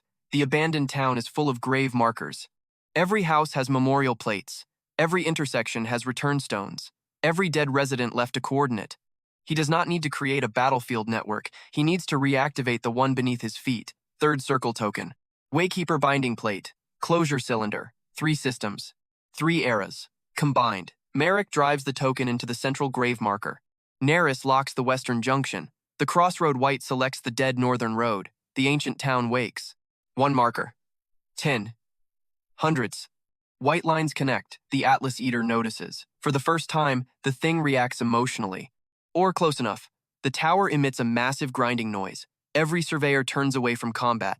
They rush toward the markers, protecting the network. There. Fear. Functional fear. The endpoint understands what Marek is doing. Lysa moves. Fast. She cuts down the first surveyor. Garen destroys a bridge behind the second wave. Alira throws every remaining barrier crystal around the central grave marker. Neris sends all 23 corpse soldiers into the southern choke. No one holds anything back. The surveyors crash into them. Dead soldiers break. Masks shatter. Barrier glass explodes. Garen loses half his armor. Lysa takes a cut across one shoulder. Alira's last barrier fails. Soren drags a wounded waykeeper behind a stone stall. Marek stays at the marker, because if he moves, the route collapses. The Atlas Eater advances. 1 step. 2. 3. Each impact fractures streets. The deadway field bends. The crossroad white screams through vibrating bone. Its second shadow starts tearing. Too much load. Marek feels the selection weakening. So he does something he has avoided the entire story. He gives the companion authority. Not command. Authority. He removes the third circle token from the marker, then attaches it to the white spine brace. The system reacts instantly. Third circle authority transferred to subordinate route entity. Warning, autonomous selection permitted. Marek accepts. That matters. Since part 1, the little skeleton has followed. Pointed. Inferred. Chosen. Now Marek trusts it to choose without him. The crossroad white changes again. Not evolution. Completion. Its 4 claws spread across the route grid. East. West. North. South. It rejects 3. Locks 1. Dead northern road. The Atlas Eater's front limb shifts. 1 inch. Enough. Marek sees the opening. Final phase. Root binding. Full scale. The same technique tested on 1 corpse, used on 3 soldiers, expanded across Station 9. Completed in Vera. now applied to a moving route engine through thousands of graves. Marek activates everything. The dead town answers. Every marker lights. Every grave anchor becomes a boundary. Every terminal memory says the same thing. People left. They died. They never returned. That absence becomes geography. The Atlas Eater steps forward. The road beneath it changes. Not physically at first. Legally. Spatially. Its next valid coordinate no longer lies at Marek's position. The only accepted path is north. The tower tries to turn west. Denied. South. Denied. Back. Denied. The endpoint pushes harder. World margin line ignites. Marek feels something on the other side. Attention. Ancien. Vast. Aware. This is the moment Edran would have wanted more answers. Marek does too. But now he understands the difference between curiosity and timing. Answers later. Survival now. The Atlas Eater resists. Grave markers start exploding. 1, 5, 20. The white spine brace cracks. Marek's wrist bandages soak red. His vision becomes almost entirely white. Alira shouts something. He cannot hear it. Neris slams both palms onto the Waykeeper plate. Garen plants the captured demolition core against a broken route pillar. Soren realizes the plan. Now, Marek nods. Garen activates the core, not to destroy the station, to destroy the unused roads. The Closure Directorate's weapon finally serves its opposite purpose. The explosion annihilates 3 side branches. Route options vanish. West gone. South gone. East locked. Only north remains. The Atlas Eater moves. One enormous leg enters the dead road. Then another. The entire tower begins sliding sideways through impossible geometry. Surveyors collapse as their shared path stretches. Masks crack. Black route lines snap. The tower claws at the living road, cannot reach it. The endpoint pushes once more.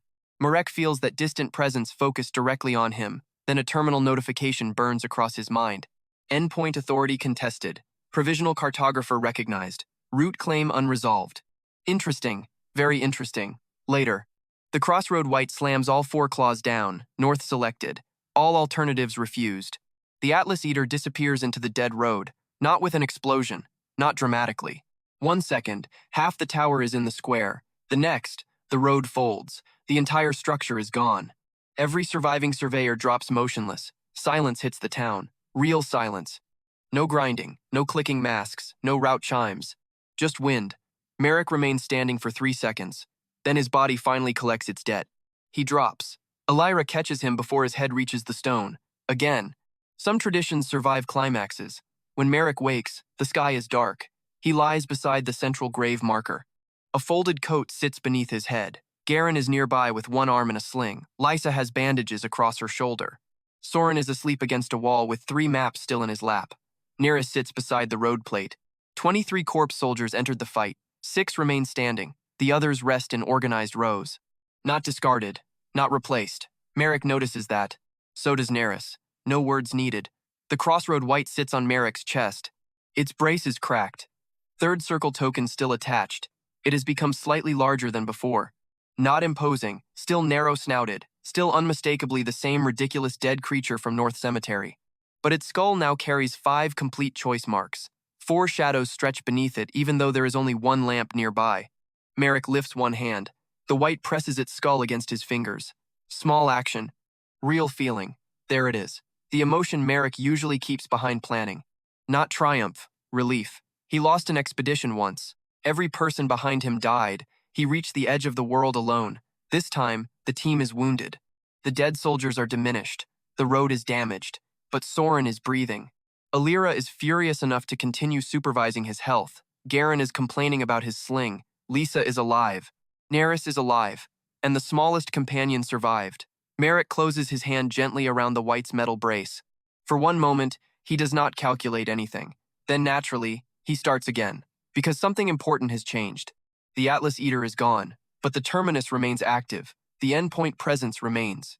The Meridian Closure Directorate still exists in Cauldrus. Director Dane is still alive.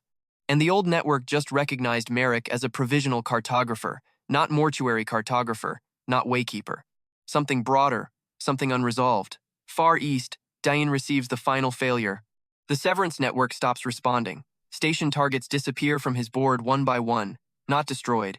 Reclassified. Outside Closure Authority. Then North Cemetery lights up.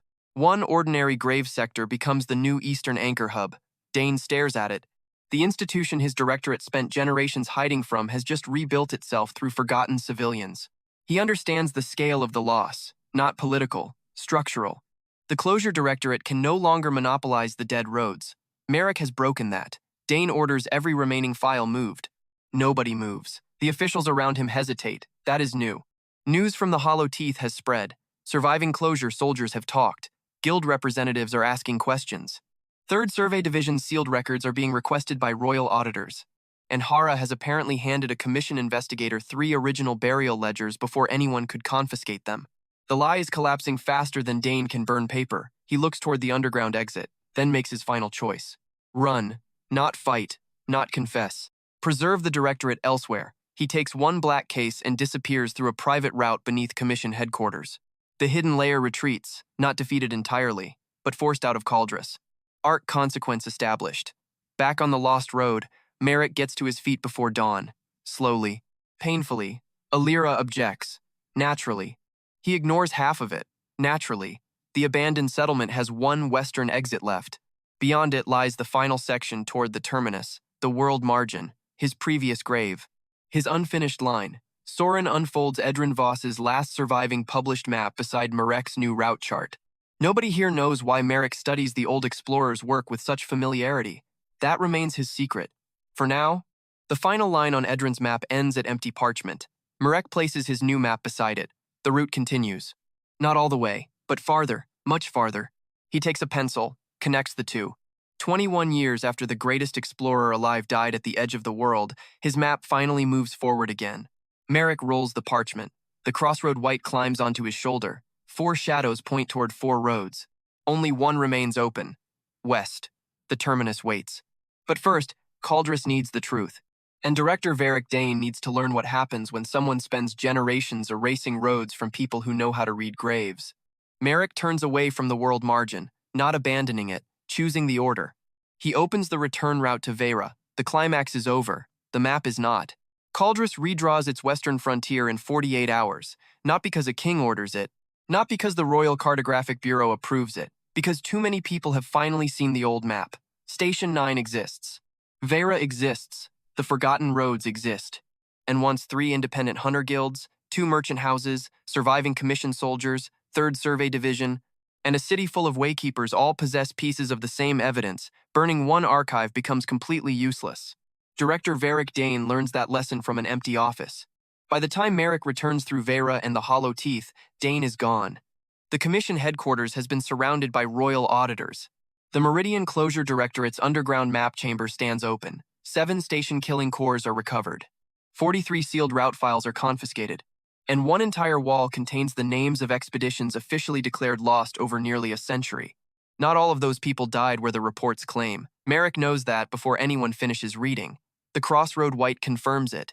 The small creature walks along the evidence table, taps 3 casualty folders, and turns toward 3 completely different directions. Soren watches it. 3 forged recovery sites. Marek checks the dates. Minimum. Can it ever give us pleasant information? The White looks at Soren, then deliberately pushes a blank sheet of paper off the table. Lysa laughs. Garen laughs louder. Even Alira smiles. Apparently, evolution has produced attitude. Dangerous development. Marek picks up the paper. The Crossroad White climbs onto his shoulder as though absolutely nothing happened. The investigation tears through the commission. Some officials knew everything. Others knew only fragments. A few genuinely believed the Closure Directorate existed to prevent unstable routes from killing civilians. That part is not even entirely false. The Forgotten Roads are dangerous. Archive failures can fold geography. Surveyors do follow active stations. The terminus is still awake, but the Directorate turned containment into monopoly. They erased functioning settlements from public maps, destroyed records, moved corpses to falsify terminal coordinates, closed safe roads along with dangerous ones. And when people discovered too much, their expeditions simply vanished from official geography. Marek does not give speeches about justice. He gives auditors coordinates, much more effective. The bodies provide the rest. Every altered recovery report can be compared with terminal memory. Every relocated corpse reveals another hidden stop. Every stop reveals another station. The very method used to hide the truth becomes the mechanism that exposes it. That part is almost elegant. Almost. Director Dane's personal crimes are worse. 3 dead commission officers identify his private route chamber. A poisoned observer from Station 9 places him directly beside Directorate records. The surviving closure commander confirms Dane ordered destruction of the archive, and the serial numbers on the demolition cores connect his office to 7 earlier station collapses. Dane does not receive a dramatic confrontation. He is not there to perform one. His titles are stripped in absentia.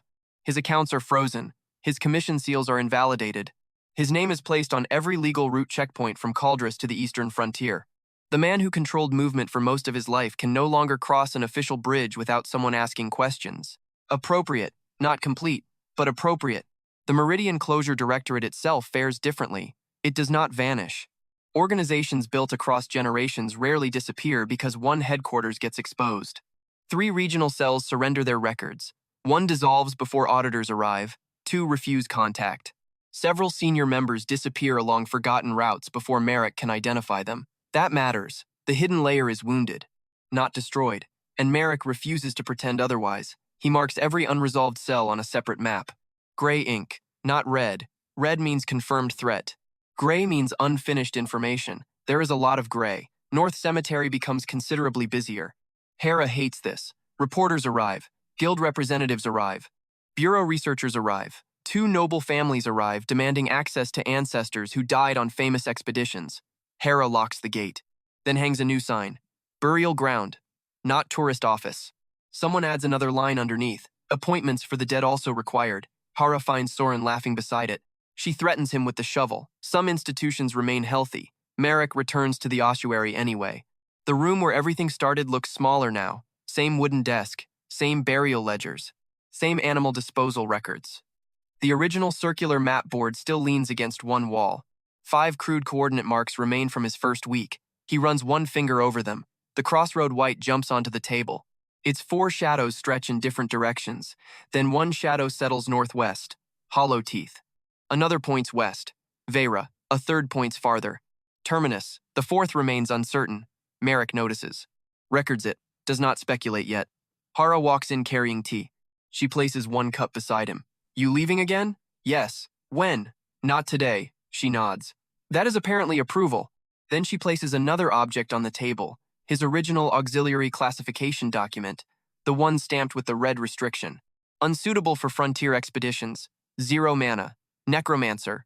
Marek looks at it. Hara looks at him. Bureau sent an updated one. She places the second document beside it. The old auxiliary designation is gone. So is the restriction. In its place sits a classification nobody in Caldris has used before. Specialized Cartographic Necromancer. Beneath that, Independent Frontier Authority Provisional. Marek reads the words twice. Soren enters behind Hara. Provisional? They wanted permanent. And? I declined. Soren stares. Of course you did. A permanent government rank would give Marek status. It would also give someone else authority to define where he is allowed to map. Absolutely not. Instead, 3rd Survey Division is reorganized, not as Marek's private guild. Not yet. Something stranger. The Bureau creates a joint route office with representatives from Caldris and Vera. Waykeepers provide old road knowledge. Modern hunters provide combat support. Bureau cartographers maintain public charts. Necromancers verify death coordinates. Recovery teams receive independent oversight, so bodies cannot quietly disappear into false routes again. Soren becomes field coordinator. He complains about the paperwork for almost 6 consecutive hours. Nobody feels sympathy. Alira takes responsibility for expedition medical requirements. This is extremely bad news for Marek. She establishes mandatory recovery periods after large-scale route use. Marek objects once. She shows him the permanent strain marks on his wrist. He stops objecting. Mostly. Garen accepts a standing contract with the new route office. His only condition is that nobody calls him a survey assistant. Soren immediately prints identification papers, naming him Heavy Survey Assistant. Garen nearly throws him into a wall. Lysa takes rotating frontier assignments. She prefers unexplored branches where maps are incomplete and monsters are inconvenient. Essentially perfect employment. Neris does not stay in Caldris permanently. Vera needs her. But the hidden city is hidden no longer. Carefully. Deliberately. Its exact routes remain restricted until waykeepers decide which roads can handle outside traffic. Merchant contact begins with 1 controlled caravan, then 2. Medicinal herbs from Vera reach Caldris. Modern preservation glass reaches the canyon city. Nobody becomes rich overnight. Nobody needs to. The important part is that the road stays open. For the first time in generations, the two sides exchange maps instead of erasing each other. Marek's revenants receive their own corner inside the new route office. The skeletal crow hangs from a ceiling beam. The reed jackal sleeps under a cabinet despite having no biological reason to sleep. The hound patrols recovered body intake. The mule skull remains mounted inside a reinforced directional frame because nobody has found a dignified alternative. And the crossroad white refuses all assigned resting places. It sits on Marek's maps, every single one. Apparently, power does not improve manners either. The grave atlas grows, not secretly anymore. One wall becomes three become an entire chamber. Verified death routes are copied into public cartographic layers when safe.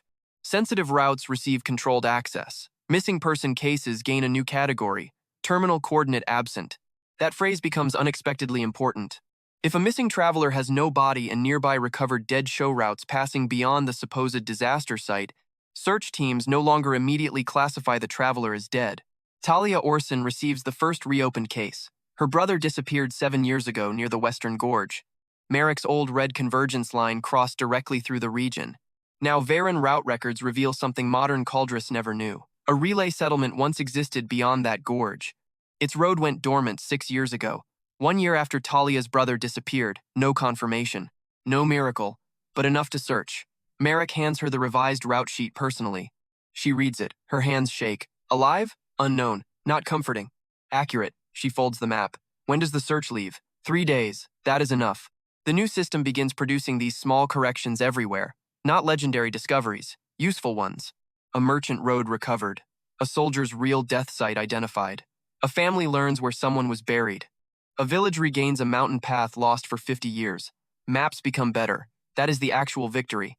Not domination, accuracy. The continent still labels Marek 0 mana. Nobody bothers laughing anymore. Weeks pass. The old appraisal chamber eventually replaces its classification plaque. Necromancer remains near the bottom of conventional combat rankings. Fair. Marek has no interest in pretending ordinary necromancers suddenly became unstoppable. But a note appears beside the class. Spatial and archival variants require separate evaluation. Master Pell apparently writes that personally. Progress can be embarrassingly administrative. Marek returns to the Hollow Teeth 1 month after the battle, not for combat. For reconstruction, Station 9 is damaged but stable. Waykeeper engineers repair the archive floor. Bureau researchers copy surviving route records. The western corridor remains sealed behind 3 independent bindings. Nobody opens it without agreement from both Vera and Caldris. Good. The archive recognizes Marek when he enters. Third Circle authority accepted. Then something else appears. Provisional cartographer status retained. Endpoint claim unresolved. That final line remains. Part 5 revealed the old system. Part 9 proved the Terminus still controls part of it. Neither mystery is solved. Marek takes out his notebook. He does not stare dramatically into darkness. He writes 3 questions. Who currently controls the Terminus? Why did the mortuary cartographers lose endpoint authority? And what happened to Edran Voss's body after the world margin swallowed him? The third question has bothered him for longer than he admits. He died there, but no grave exists. No recovered corpse. No terminal anchor he can access. That means the one death Marek wants to map most is his own. And currently, he cannot. The crossroad white climbs onto the archive floor. One shadow points toward the terminus. A second points somewhere else. Far north. Marek looks at the new bearing. The white taps twice. Unknown route. He marks it in gray. There is one future seed. Specific. Unresolved. Connected directly to the ancient network. The second arrives 3 days later, not in Caldris. Far west of Vera, at the silent settlement called Orthil, a dormant station activates for exactly 7 seconds. A Waykeeper watchwoman named Sava Rel is there to record it. She does not enter. Smart woman. Instead, she watches one figure step out of the sealed road, a man wearing a black coat with no modern kingdom insignia. His face remains covered by a damaged survey mask. He carries no weapon, only a cylindrical map case. He sees Orthel's grave marker, touches it, then immediately turns east. Toward Vera, Sava sends the report through the Waykeeper relay. No full identity, no convenient explanation, only one detail matters. The map case bears the crest of the mortuary cartographers. Not third circle, not fourth, a complete terminal symbol. Endpoint authority. By the time Marek receives the message, the traveler has already left Orthil on foot. Someone from the Lost Network is moving east. Not a surveyor, not a monster. A cartographer. Maybe. That makes things substantially more complicated. Marek places Sava's report beside the gray route mark. 2 future problems. Enough. He does not need 6. Then the third seed reaches him directly. Neris arrives from Vera carrying a narrow metal tube. No messenger. No ceremony. She sets it on the grave atlas table. What? Terminus Road. From where? Found at Western Marker. No sender. But the tube itself is old mortuary cartographer construction. Marek opens the outer clasp. Inside is not a letter. It is a strip of map metal engraved with one route, world margin. Then beyond it, the line does not stop at the terminus. That is new. For his entire previous life, Edran believed the edge of the world was the final blank. The ancient map says otherwise. Past the terminus lies another coordinate field. No names, no cities. Only one notation translated loosely as uncharted return domain. Marek reads it once, then sets it beside Edran Voss's unfinished map. Soren arrives, Alira behind him, Garen with the heavy equipment case. Lysa already dressed for field travel. Nobody asks whether there will be another expedition. That question has apparently become pointless. Marek takes out a fresh sheet of parchment. He marks Cauldress, Hollow Teeth, Vera, the dead settlement, the terminus, then the unknown route beyond it. The crossroad white climbs onto the board. 4 shadows spread. 3 settle on known roads. The 4th points past the edge of every modern map. Marek closes the route case, fastens the 3rd circle token, then draws one new line beyond the world margin. The grave surveyor of Cauldress no longer needs permission to enter the blank parts of the map. And far beyond the terminus, a road that has not carried a living cartographer in generations has just opened again.